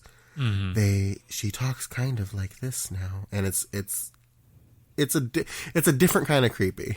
I like to me, double voices coming out of one mouth is always going to be the creepiest voice. There's a demon in definitely. there. Yeah. Did anybody test out? I did not think to do this. Did anybody test out the first person thing? Oh, no. Well, because I didn't realize that until the Let's Play that you look out of her face. Yeah, if you in MGS1, if you pressed first person mode while she's possessed, you actually see yourself from Meryl's vantage point, which we did not talk about, and it is super creepy. But I didn't test it out for Twin Snakes. Damn it, I'm so stupid. The one thing I will say is, and I noticed this before because I was looking in first person. I can't remember why. I was just I was in this hallway. I think I was looking at the textures on the wall or something, and I was looking at Meryl for too long, and she was asking me why I was looking at her, and she was saying it creeped her out, which I thought was a fun little touch. The other thing too is that in the scene where she's the make love to me snake, she's touching up on him and rubbing on him and stuff like that, and that makes it worse. That makes it way worse. It does not make Daddy happy. And I think my favorite thing that they did in this game was that when Mantis tells you to put the controller down to do the rumble thing, Snake flips his head violently towards the camera and nods at you to let you know it's okay. Yeah, he does that a couple times in this game, and it's very dumb. Oh my gosh! I rolled my eyes out of my head. Yeah, he's just sort of go on, do it, and it's all right. The other thing too, those portraits, like when they were laughing and stuff, that's new too, right? Yeah, the laughing portraits is new. Also, the portraits are the they're Ryuhi. Yeah, right. It's Ryuhi, the filmmaker guy, Kitamura. Yeah, and it's Dennis Dyack, and it's Kojima. Mm-hmm. Which is super creepy and weird. But yeah, they're little like like weird head twisting shit. It's very weird. Hmm. Yeah. I'm trying to think if there's anything else from this Mantis fight that I noticed differently this go around. I was going to mention the pictures as well. I used the bus strategy. Oh, did you? Did it work well? Yeah. Because I didn't know how to change controllers on the emulator. Yeah. Oh, let me just tell you. Uh-huh. On the Wii, yeah, you have to plug it into the if you use a GameCube controller, you got to plug it in to the fourth GameCube controller slot. Oh my gosh, I had the worst time with this. Why? Yeah, What no, happened? I was using the PlayStation controller, so I have no idea how I would have done that. Yeah, I don't know. How did you try to do it on the second and he was still whipping your ass? Yeah, and then I was like, what is going on? Am I doing this wrong? And then, or am I don't know. And then I tried the third, that didn't work, and then I tried the fourth, and it finally Nice. worked. So I was like, I thought Manus looked pretty cool in this. Yeah. He looks cool, like when the mask comes off and stuff. I thought he looks neat. I don't know. I don't quite know how to put my finger on it. Meryl looks so weird to me because I think her face is just different. Like her Kodak. Like if somebody could take Yoji Shinkawa's Kodak artwork and make it a game model, I think it'd look really cool. But for some reason, I think they gave her like around her face, or maybe like, I don't know how to describe it. She almost has like this weird like noseless, pudgy cheek anime look going in her character model in this game. I don't know how to describe it. She just looks like a doll. She doesn't look like a human. It's weird. maybe. But it's anyway, the I'm hair, sorry that I too. keep coming back to that. It's just like seeing her model with Psycho Mantis's model. I don't know. It's just like further accentuated that like Mantis looks like a very thinned out like skeletal starving man, and Meryl just looks like an anime character jumped out of an anime into real life, and it's like you're creeping me out. I don't know. Maybe I'm just so used to the PS1. Maybe. The caves. Now we move to the caves. They were super well lit for me. Like I didn't even need to use the night visions at all. I didn't either. I thought they were too bright, honestly. Yeah, like, a lot of the stuff that's supposed to be dark felt way too bright to me. And then also, since you can aim from crawl spaces, I just tranked the dogs. Hell yeah. Yeah, right? It's like, I don't know. It kind of takes the difficulty away. Did they change the Claymore mine placement, by the way, in this tunnel? Because I ran straight ahead and definitely got blown up. Oh, I just crawled and captured them like I usually do. Yeah, I got blown up this time. Congratulations. I thought Isaac had me, but apparently not. Can you, Meryl wait, gets can you drag fucking- dogs? What's that? Wait, what? When you trank a dog, can you drag it? Sorry, my head is just I- like, can I put a wolf in a locker? Like I'm trying to figure out if that would be possible. No, I didn't try. I don't think you can. Damn it. Sorry about that. Keep going about Sniper Wolf. Sorry. Meryl gets fucking kneecapped in this one. Oh yeah, it's bad. Like it's brutal. Oh, we're here. All right, let me just tell you. I don't know if you guys experienced this. If you do get blown up by a mine or a claymore here, it cuts to Meryl, and she does this weird dance, and she slaps her butt.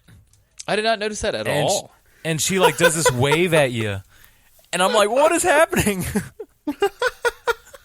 It's like a fucking ukiki monkey. Like Yes. I'll have to find a video of it. It's the most bizarre thing I've seen. And I had to do it 3 times. Isaac's like, I just couldn't my stop God. doing it. I got addicted to doing it. No, because remember in the playthrough I said, hey, if you just run straight, you're good. Yeah. No, yeah, and I did That's- that, and then I got blown up this time. Yeah. You did didn't get not the notice her cutscene where little- she's slapping her, you know. I didn't notice it. I was probably not paying attention, if I'm being totally honest with you. Alessio. Playing under deadline, man. I'm sorry. I was speed running this game, essentially. I'll have to dig that up. I'm sorry. But yeah, this fight's crazy. Like, again, the cinematography comes out on all fronts here because it's just everywhere and crazy, and Meryl's dying, and it's very over the top. Yeah. It's the whole fucking thing. I also noticed something. This was in the original game too, but I noticed something here that I just caught on this playthrough was when Campbell's introducing all of the Foxhound members, he calls Wolf the beautiful and deadly sharpshooter, but then refers to Wolf as a he after she shoots Meryl, as if he doesn't know that. Oh, yeah. I didn't notice that at all. Yeah. Damn. Huh. Interesting. Yeah, that's super interesting. I wonder if it was... Well, in hindsight, dude, like in 2004, they should not have made that mistake again. Yeah, right. That's weird. Okay. You can. We shot the rats in MGS1, but you can shoot the rats again in this one. PSG1 because Isaac's a fucking serial killer. Whoa, Yeah, whoa, Isaac's- just want to kill some rats? What's wrong with that? If you want to hear Isaac being a serial killer or experience us taking pictures of ghosts and scaring ourselves, $10 a month, patreon.com. Let's Plays. Oh my gosh. Nice little plug. Oh man. But yeah, so we do this whole thing. I don't know. I feel like Sniper Wolf's characterization as well is kind of lost in this one. Like, they just kind of go like way too hyper action bananas with her as a character. Hyper action Well, banana. I just feel like in the original game she was like a really decent like sniper. In this one she's like a superhero sniper. Mm-hmm.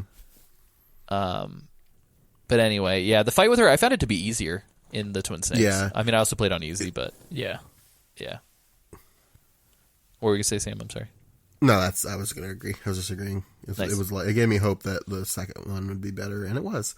Yeah, and then Torture. Did we all submit instantly to see Otacon instead of Meryl's Yeah. ending? Yes. Oh Yeah. my gosh. What a relief! The What a relief most it hilarious is! thing. Oh my god! It's very funny to me. It's very funny to me, this like narrative that Ocelot's like, all right, I'm about to turn on the juice, and Snake's just like, no, please stop. You win. Yeah, we hit submit like No, instantly. no, It's no, very funny. I still pulled the pencil out on instinct. Oh man. Sam got sweaty and like pulled a pencil out of the pouch and was just ready to go. So this one, does it do this in MGS1 too, where it says, and don't use Auto fire. Auto fire. Yeah, We- it's we in can the tell. original. Is that in Yeah. in the first one? Yep. Oh, I don't remember that. Oops. Hey, we all My forget. favorite thing about this scene that they added, and I do like this touch, is that they added a little touch of Ocelot dropping his gun with his non-dominant hand before he tortures Snake, which I thought was really funny and kind of like, yeah, it kind of. Were you gonna say kind of yeah. sad, kind of endearing? Endearing. Yeah, a little bit. This is like, damn it, I don't usually use this hand. And he's like, oops. Yeah, I thought it was funny. I really thought it would be funny if it misfired and just like ricocheted off the wall, but we didn't get that. Can you imagine if he was just using his stub to just like spin the gun around? Oh my gosh. Ugh. Prison stuff. Also- This was easy because like since we submitted, we don't get called back, so we could kind of just fuck around. Yeah, I don't know. Johnny is Johnny. I did the ketchup stuff. I thought the ketchup looked nice and high definition, I guess. I don't know. Did you guys have any notes? No. Same old, I guess. Snake does this thing where he grabs Otacon and like breaks his glasses. Oh, that's right, which was not in the original game. No. Interesting. Oh, he's very violent with Otacon. Oh Yeah. yeah. I didn't have the bomb in my box on this, but I think it's because I was on easy. Did you have the bomb in your box, Sam? Mm-mm. Oh, think no, we I think it's talked because about we... this. Yeah, it's because we let Meryl die. Yeah. Yep.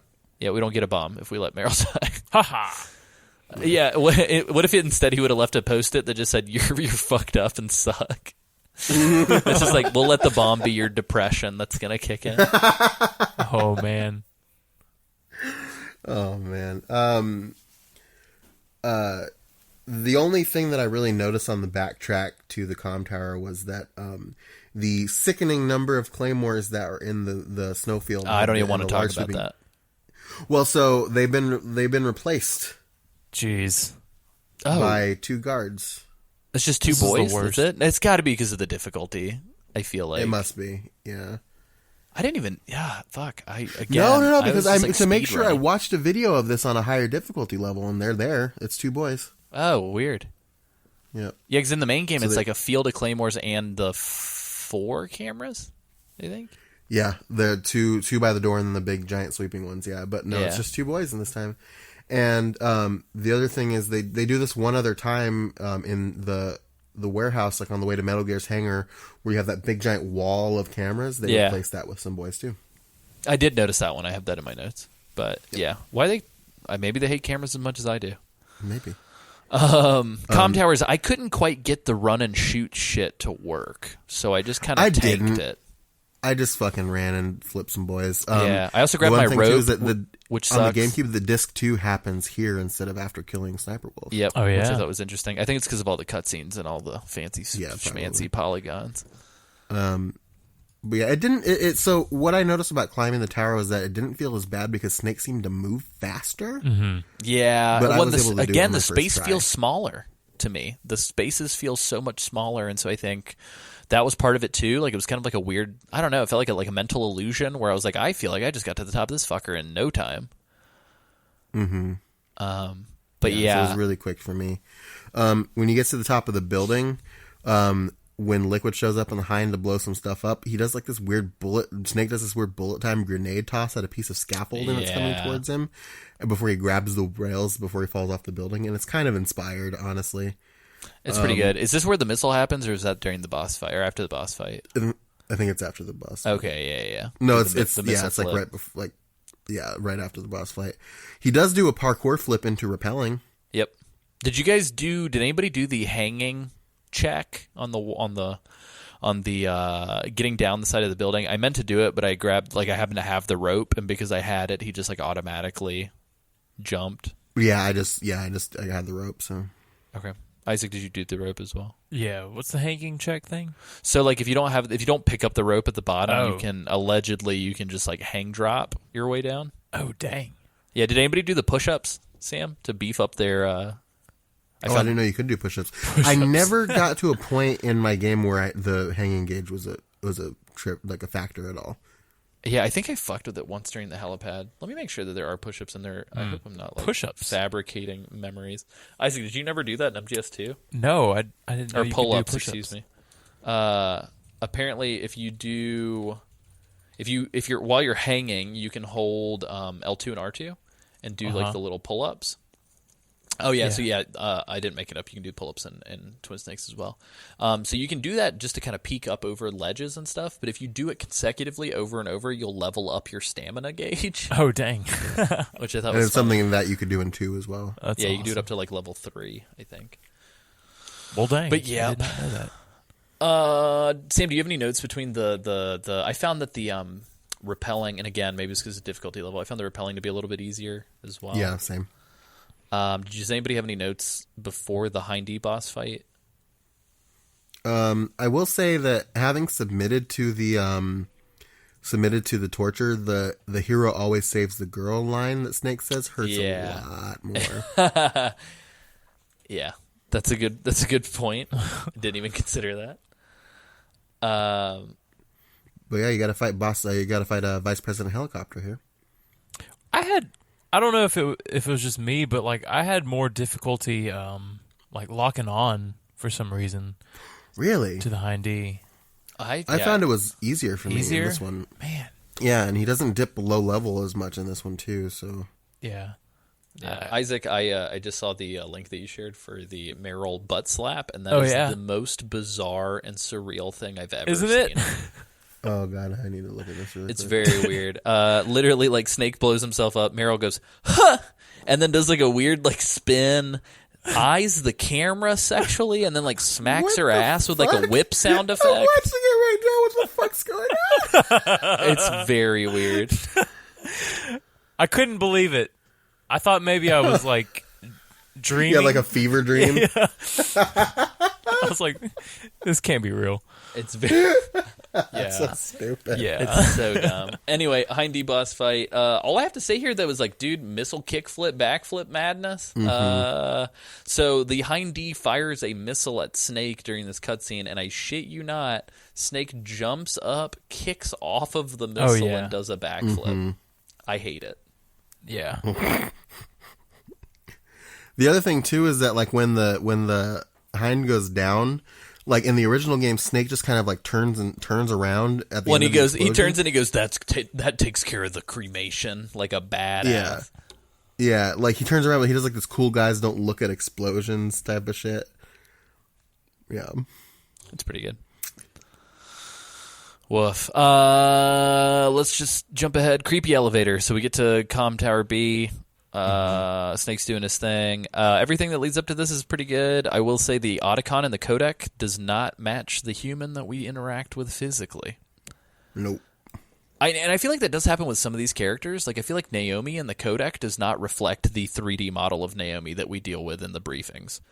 Mm-hmm. There's just like a weird disconnect between like who the characters are in the codec calls versus who they are in reality. Yeah.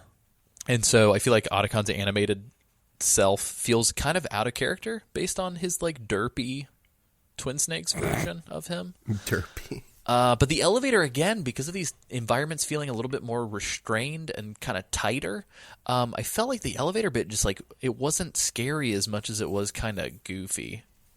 Yeah, and again, it's easy. It's like very easy to see the stealth people in this Yeah. one, so I didn't have to use the goggles at all. Yeah, I felt the same. Yeah, I didn't use it either. I just kind of shot in the corners and was like ready to go. Did anybody have any issues with the second Sniper Wolf battle? Nope. Don't have anything to say up till then. They drop you The cuts. in a different spot, and I feel like there's not a lot of cover. Whereas in MGS1, you're to the right, I guess, or yeah, to the right, and there's like this massive Like an embankment? wall, snow wall. Yeah. This one they drop you on to the left, and there's like not a whole lot of cover. So other than that, I mean, Yeah, the cutscene where Snake gets shot at happens immediately too. Like they don't. Yeah, they don't let you play. walk at all. yeah, Yeah. Well, and so due to that, I don't think that the parachute sequence happens because I couldn't look around. Yes, it does. I did it. Oh, afterwards? No, before. Oh, interesting.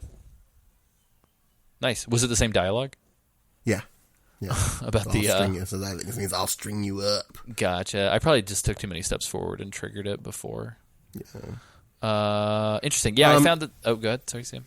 So I want to talk about this really quick. So the boss battle happens, and it's way easier, I think, because the sniper rifle is zippier. It doesn't take forever to track her. You don't get thrown wildly off course if she hits you. And for some reason, like I said, like in the caves, everything's super well lit, so it's really easy to keep track of her. Yeah, the draw distance is not a problem like it was in the PS1. Did anybody have a different experience?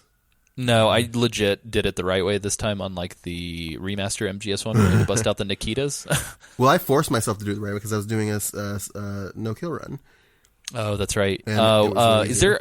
Do you get any benefit? There's not a trank sniper, is there, in this game? Yeah, the yeah, there PS2 is. Yeah. Oh, you can get the PS2. Yeah, you get it in the B1. You don't have to backtrack all the way back if you're doing a no-kill run because you get a trank sniper. That's the one that I Fuck. picked up. I don't B1 think I got it. Yeah. God damn it. Because I was gonna ask, do you know what you get for tranking her, as opposed to shooting her? Do you get anything? I can't remember. I don't think so. I'll look it up. Now that I could tell. Keep talking about it. So I know we like to talk about the missile flip as like the pièce de résistance for like the over the top bullshit in this game. But here's my new hotness from now until forever, okay? Snake does, after this battle, an unassisted backflip that he uses to land exactly on his sniper rifle that he had shot out of his hands, that he skateboard kicks into his hand and uses it to win a quick sniper draw battle against Wolf is like my shit. I love it. Like this whole fucking scene is like I don't know. It's just like he does like a kickflip on a sniper. Like it's so fucking wild. Like this is my new bar for ridiculous cutscenes in this game. Oh, so apparently if you trank Wolf, you can pick up her body and she'll drop a dog tag. That's what you get. Oh. Also, I don't understand how I feel like the gameplay mechanics outweigh like the actual story elements here because 100% you're supposed to kill Sniper Wolf in order for the rest of the story to play out. So it doesn't make sense that you can trank stamina defeat her. Yeah. She's not lung shot anymore. Yeah, exactly.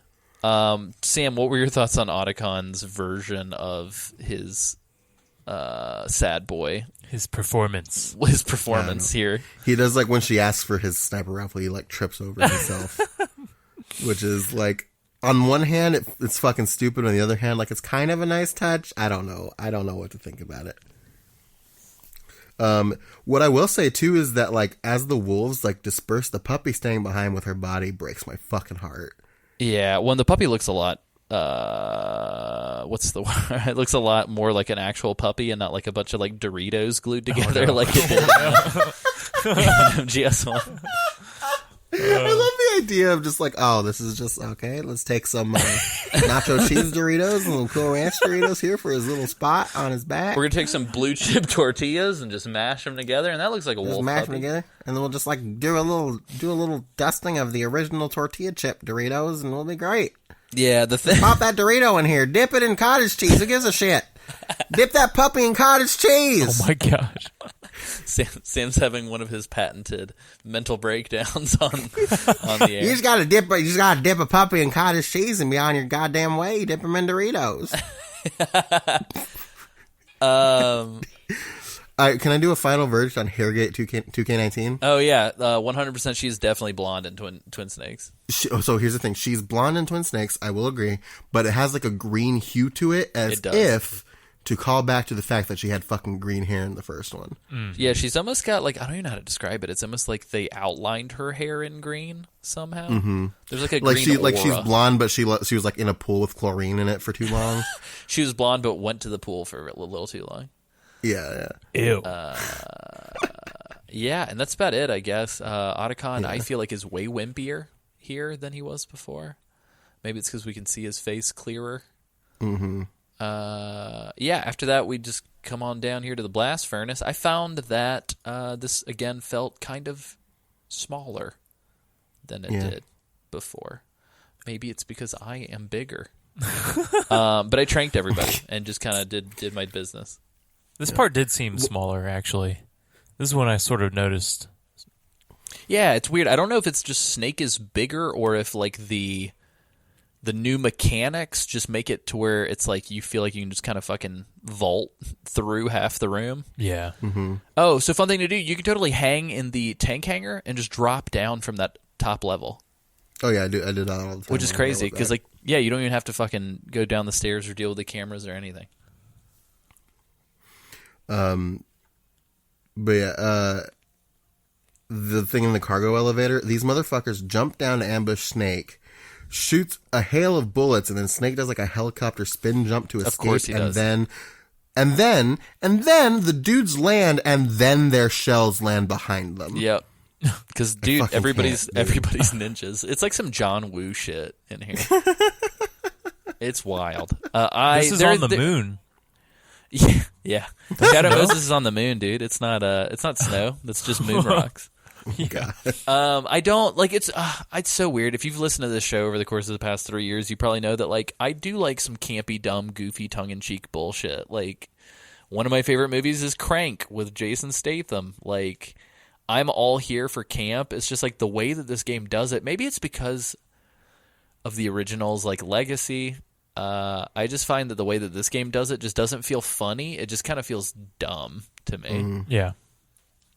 But anyway, I'm sorry, Ryuhi, whatever his last name is, Koza something.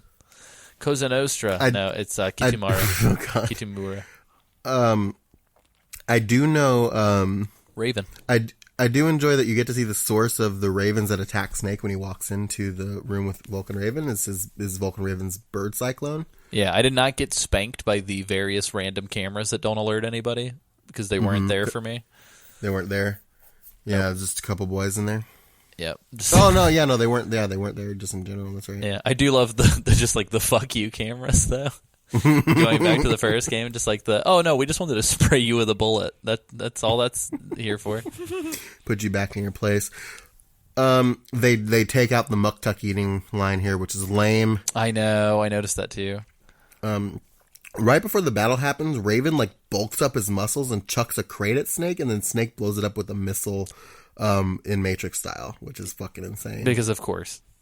Yeah. I don't think the box remains in the arena though. I think it's just for spectacle. Yeah. And then the battle, since I was doing a no-kill run, I was just like, fuck, what am I going to do here? Tranking him is actually way easier than I thought, because if you stay behind him at all times and shoot him with the PSG-1T, it's pretty easy to deal with. And he doesn't speed up if you trank him. Oh, I didn't notice that. I wonder if it's because the tranquilizers... him. Yeah, I wonder if the tranquilizers... chilling him out. mellow out his adrenaline. It'd be really funny if the more you trained him, the more he started to just like drag his feet and like fall over and stuff. Oh, that'd be a cool detail. Apparently, to get his dog tag, you just have to pick up his minigun, like kick his minigun away before it disappears. Whenever he dies. Interesting. I did not find Vulcan Raven's performance to be as endearing in this as it was in the original. No, not at all. No. It's weird. I don't know how to describe it. Like, because before he sounded like a robotic Arnold Schwarzenegger. Here, he's still like over enunciating, but it's just not quite the same vibe. Yeah, I don't know. This is a fun fight, though. I feel like this is the one space, the one arena that I didn't feel like felt extra small. Yeah, it felt pretty like adequate. Should have. Yeah. Yeah. Any other notes before we head to Metal Gear Rex's hangar? Nope. Nice. So Rex's hangar, as we talked about, they're dudes instead of cameras. This felt very small to me. I'm glad. Well, I didn't notice the. Did you guys notice the load screens between floors? I didn't notice that there were any. There wasn't any. They replaced the ladders with steps, and so there were no load screens. Yeah, which is pretty legit. Yeah. Yeah. But there are more guards at the top floor now. For sure. And there are also the two valves, the hot and cold valves or whatever you can hang from in the back, which alleviates the whole PAL backup, which is funny. I did enjoy that. Oh, I had no idea. Yeah, let me pull it up. I did the real quick, backtrack. Holy shit. Yeah, 1 second. PAL card quickness. Sam, tell us about your backtracks while I look this up. I'm sorry. I mean, it was fine. It was whatever. This time when they shot so first of all, I keep on bringing this up. When Snake is spying on Liquid and Ocelot in the crow's nest type deal, the control room, to get to the other side of the door, Snake does like a fucking cartwheel jump over the door instead of just fucking walking like a normal goddamn human. Mm-hmm. He jumps over the door frame so they can't see him. Yep. So he's Spider-Manning. Of course. He's Spider-Manning it. But yeah, since I had less than I didn't have any alerts at this point in the game, so a rat ate the rat ate my thing. Oh no! Is that what that means? Oh, that's right. Yeah. If you have less than 10 alerts, a rat eats the PAL card when it gets shot out of your hand. You have to find the rat and kill it. Because that's what happened to me. It's fucking stupid. I hated that. The other thing too is that the trap doors don't close back when you leave areas. So on my way back, when I was doing the backtracking, on my way back to the warehouse, I fell in one of the trap doors, and then I did it again when I restarted, and then I almost did it again on my way back to insert the cold key. Nice. But then to insert the keys, you now have to press the action button with it equipped now.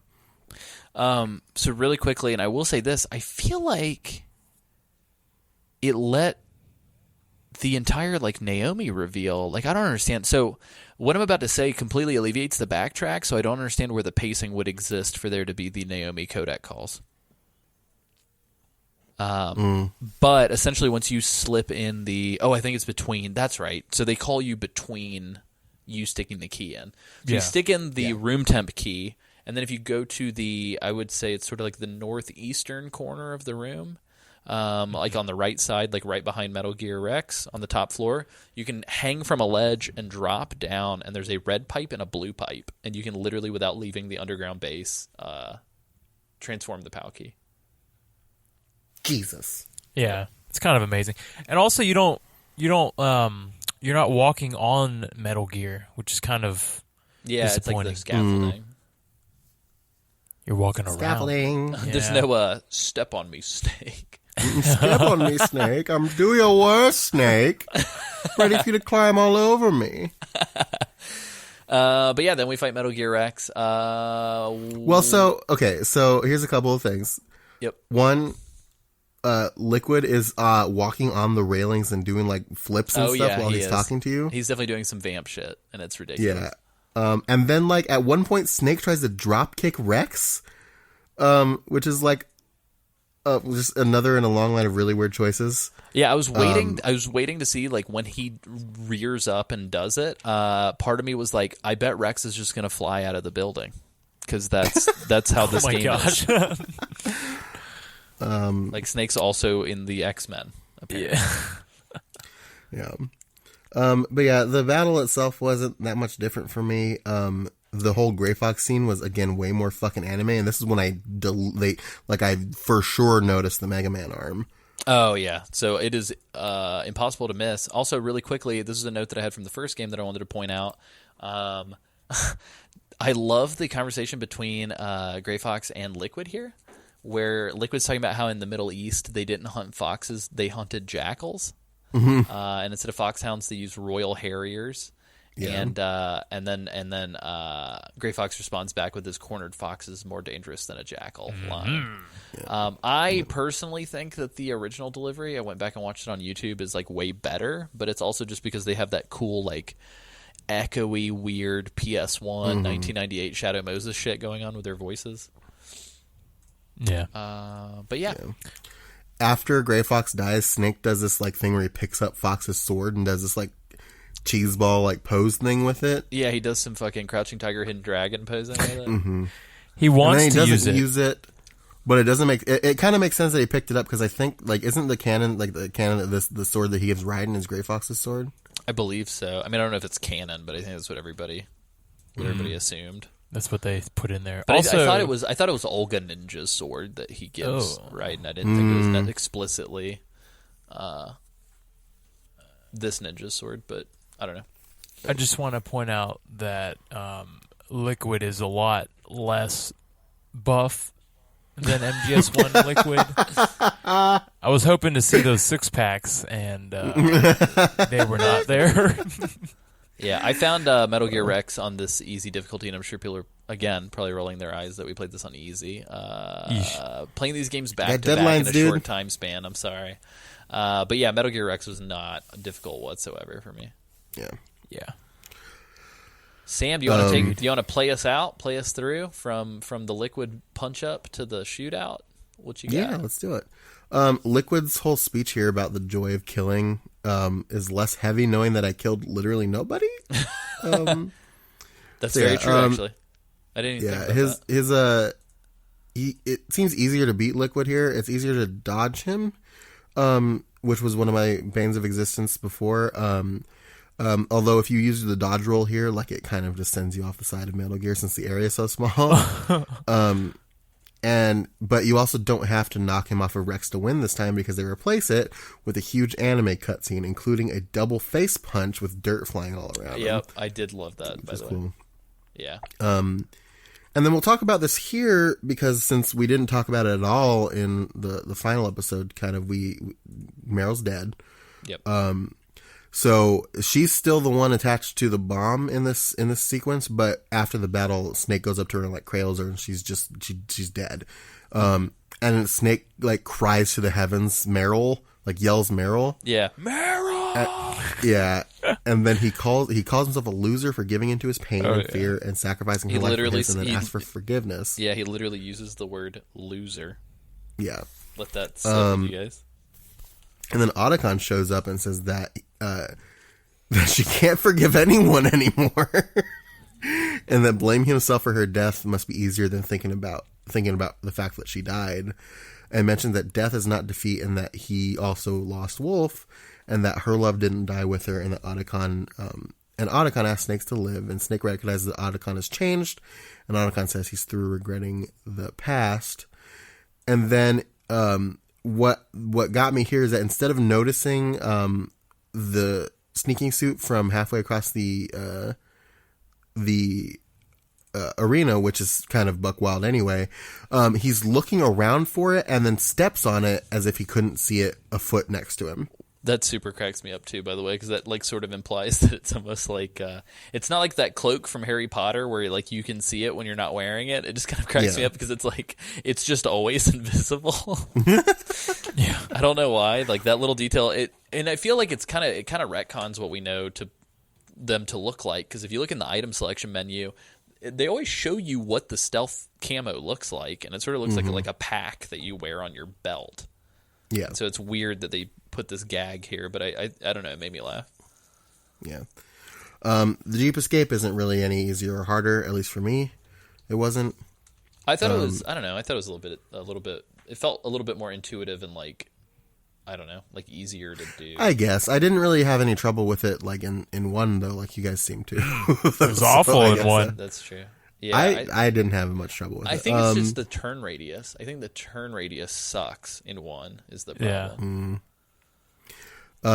This one you can go into first person. I felt it made it infinitely easier because you can actually aim. Gotcha. Yeah.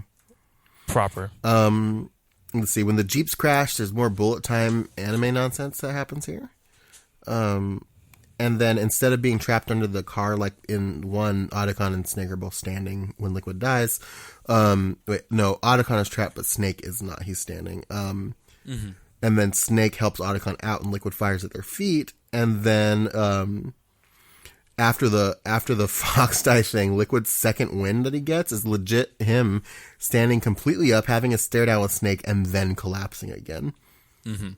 Again, very like One Piece or Full Metal Alchemist feeling or something. For sure.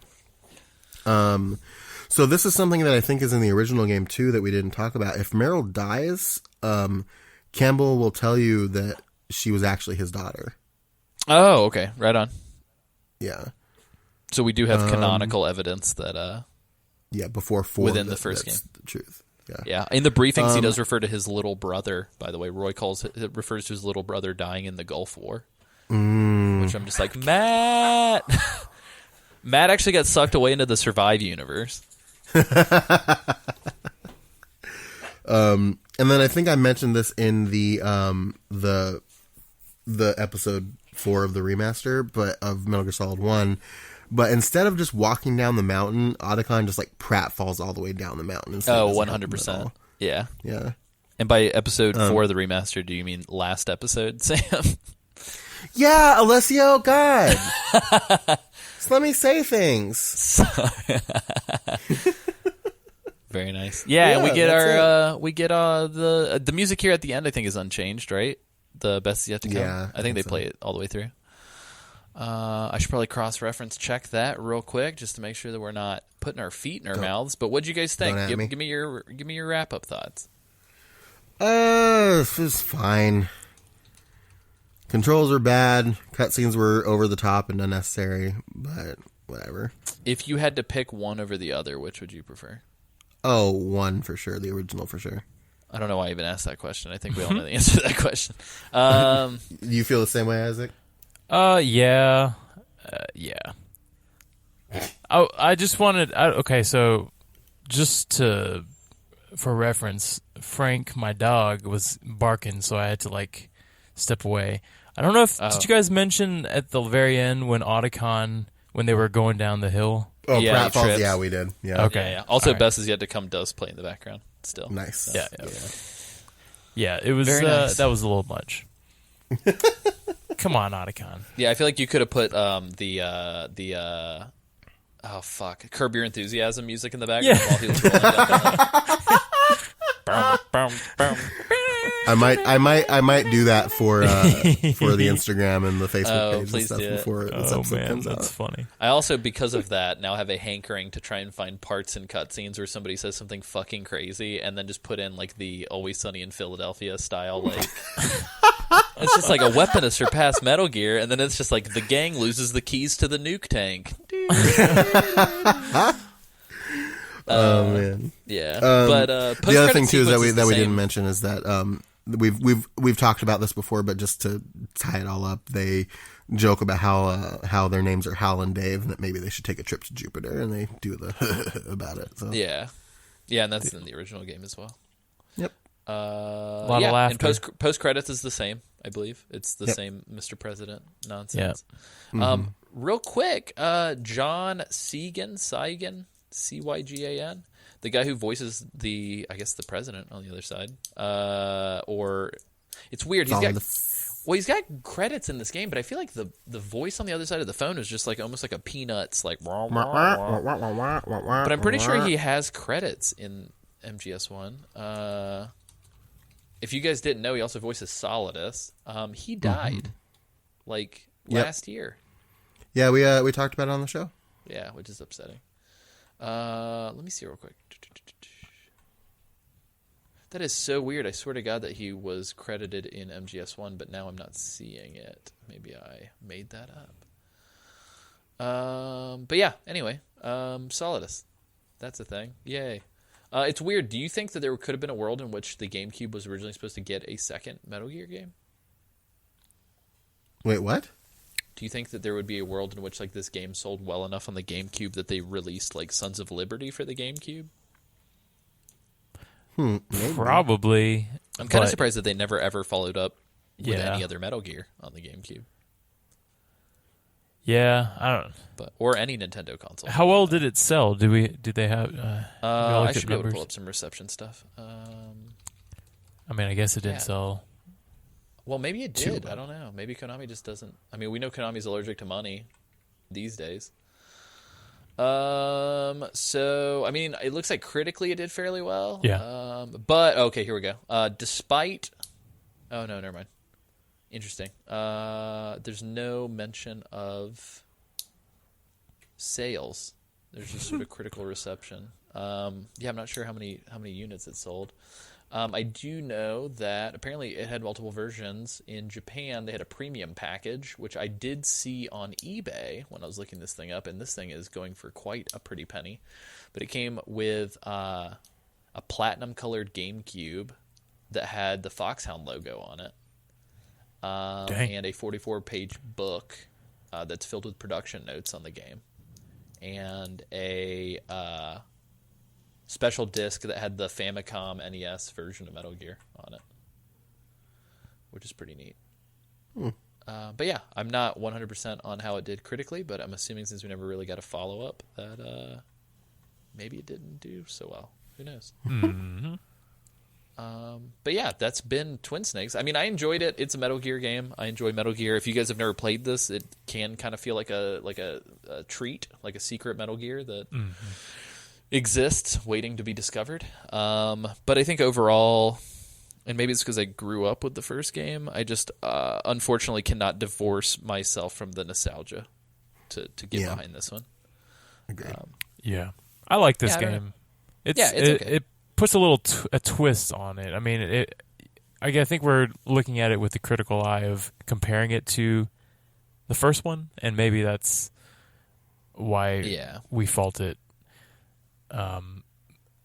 But yeah, I think from the time that it was released, I could see why it was critically acclaimed or whatever. I don't know. I don't know what I'm trying to say here. Breathe. Take a deep breath. Keep going. I got this, guys. Bear with me now. But I enjoyed it. It was it felt like MGS2, obviously. And I really enjoyed MGS2, so it's like, hey, here's another game that kind of plays like MGS2. Yeah. And that I could find enjoyable, if not anything else. Yeah, I mean, at the end of the day, it's more Metal Gear. Yeah.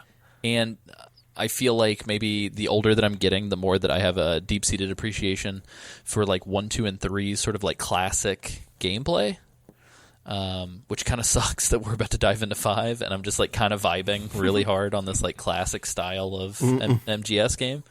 But I don't know what it is. It's like it's almost like the way old Final Fantasies feel compared to like 15. It's like part of me will always kind of miss the top-down Pac-Man style of these original games. Yeah. And it's just fun to have like more of that. And I think you're right, Isaac. I think we're probably doing it a little bit of a disservice by comparing it. I mean, I will say shit, if we want to be honest, I think this game maybe didn't set a trend, but at least was like a little bit of like a sneak peek into a trend. The fact that this was a remaster, allegedly, like not allegedly, sort of like an HD remaster 5 years or 6 years after the original game came out, I think was a little unprecedented at the time to some extent. Like, I don't think it was done very often, and now it's like every fucking game gets one of these. Yeah. So I feel like at the end of the day, like at least this was kind of like a look into the future, for better or worse. And I don't know. I mean, I don't think it's without its merits. I think there is fun to be had here. It looks pretty. The character models look good, except for Meryl's creepy face. And Darby Chief's weird face. The character models look cool. I think this the best thing that I can say about this, it's almost like this is going to be a weird esoteric comparison. It's almost like listening to Space Monkeys versus Gorillaz, or listening to Linkin Park versus Jay-Z, or the Grey Album. Like, you have to listen to the original and then listen to the remix to have an appreciation. Does that make sense? Yeah. Yeah. So it's like, I would never tell somebody, like, oh, yeah, you definitely should start with, like, Danger Mouse's Grey Album if you want to get into the Beatles. But I probably would say, like, go listen to the White Album because it's fucking awesome. And so I think I would recommend this game with the caveat being that, like, you should definitely try to play the original before you play this. Mm-hmm. Yeah, agreed. And that's it. Yeah. That's all I got. Wrap the shit up, boys. That's it. That's all there is.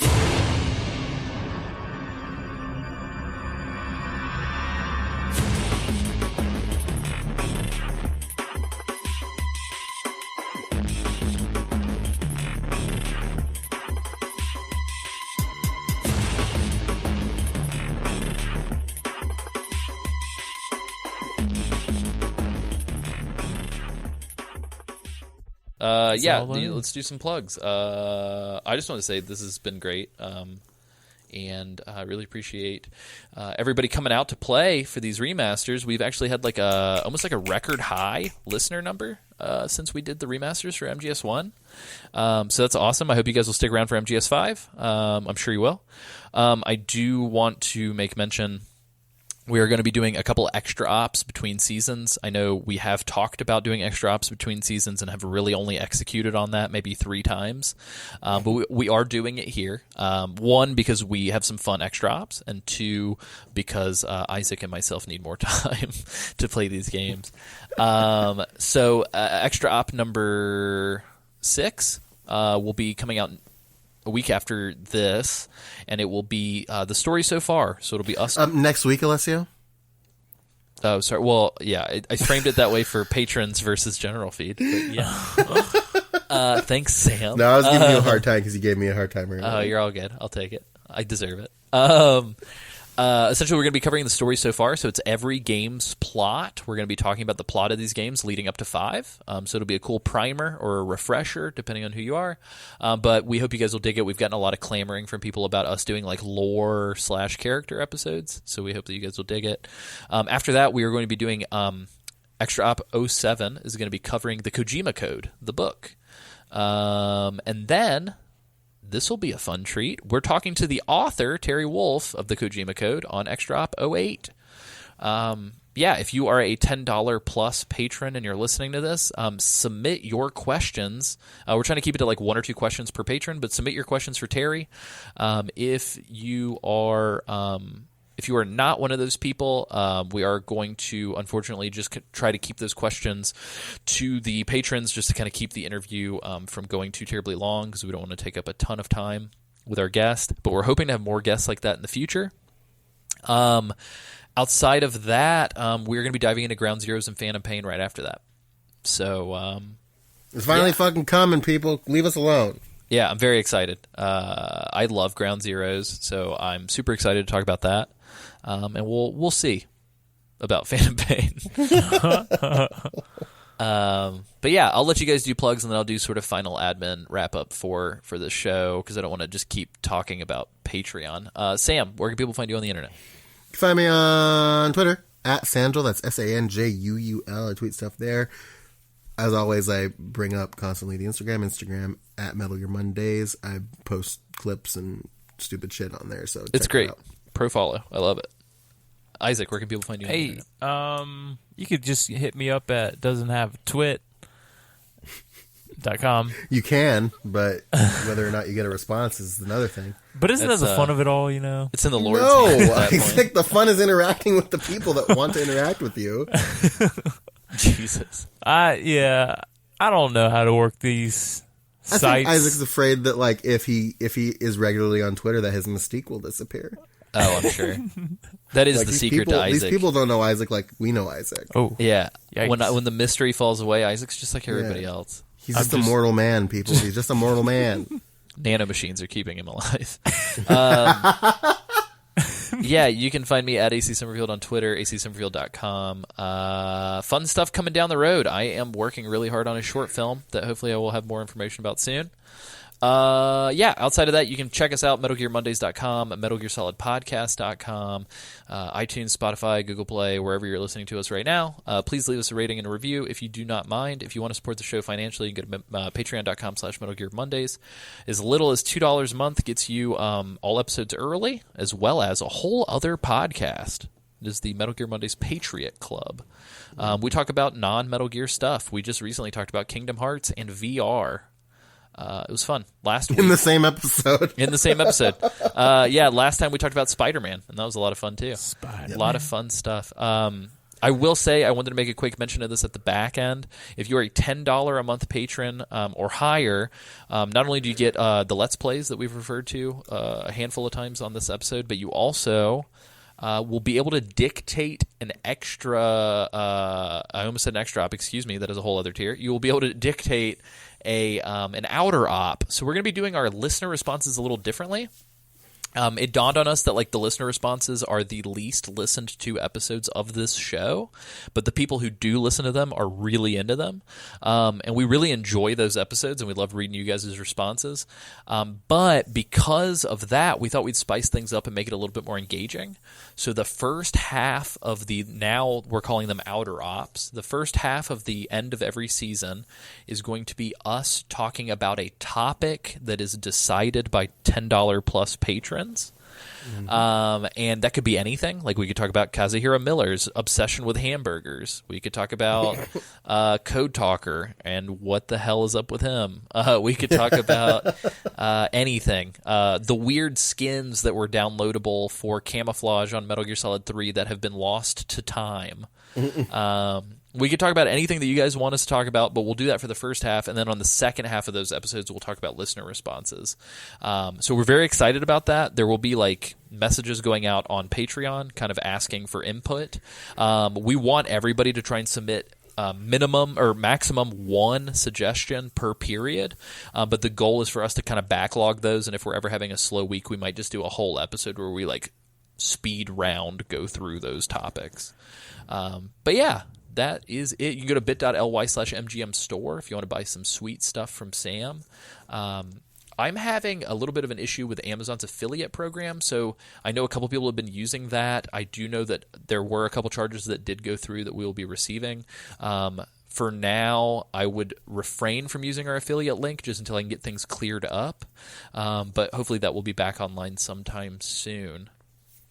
I think that's it. I feel like I just sped talked for like 3 minutes. We did it. I'm becoming an auctioneer slowly but surely over the course of the show. Hey, Metal Gear Mondays, the only podcast, throw most podcasts. It's just What the fuck was that? What? I don't know. I don't know what the fuck that was. It was good. Yeah. It was good. But yeah, did you guys hear?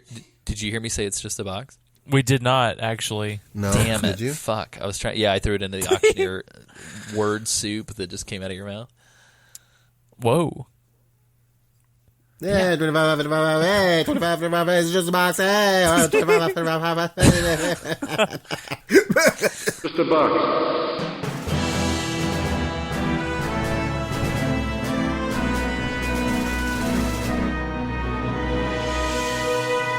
Hey, welcome to Metal Gear Mondays Rearmed, the remastered, redefined, and remixed Metal Gear Mondays. As always, I'm your host, Alessio Summerfield. And I'm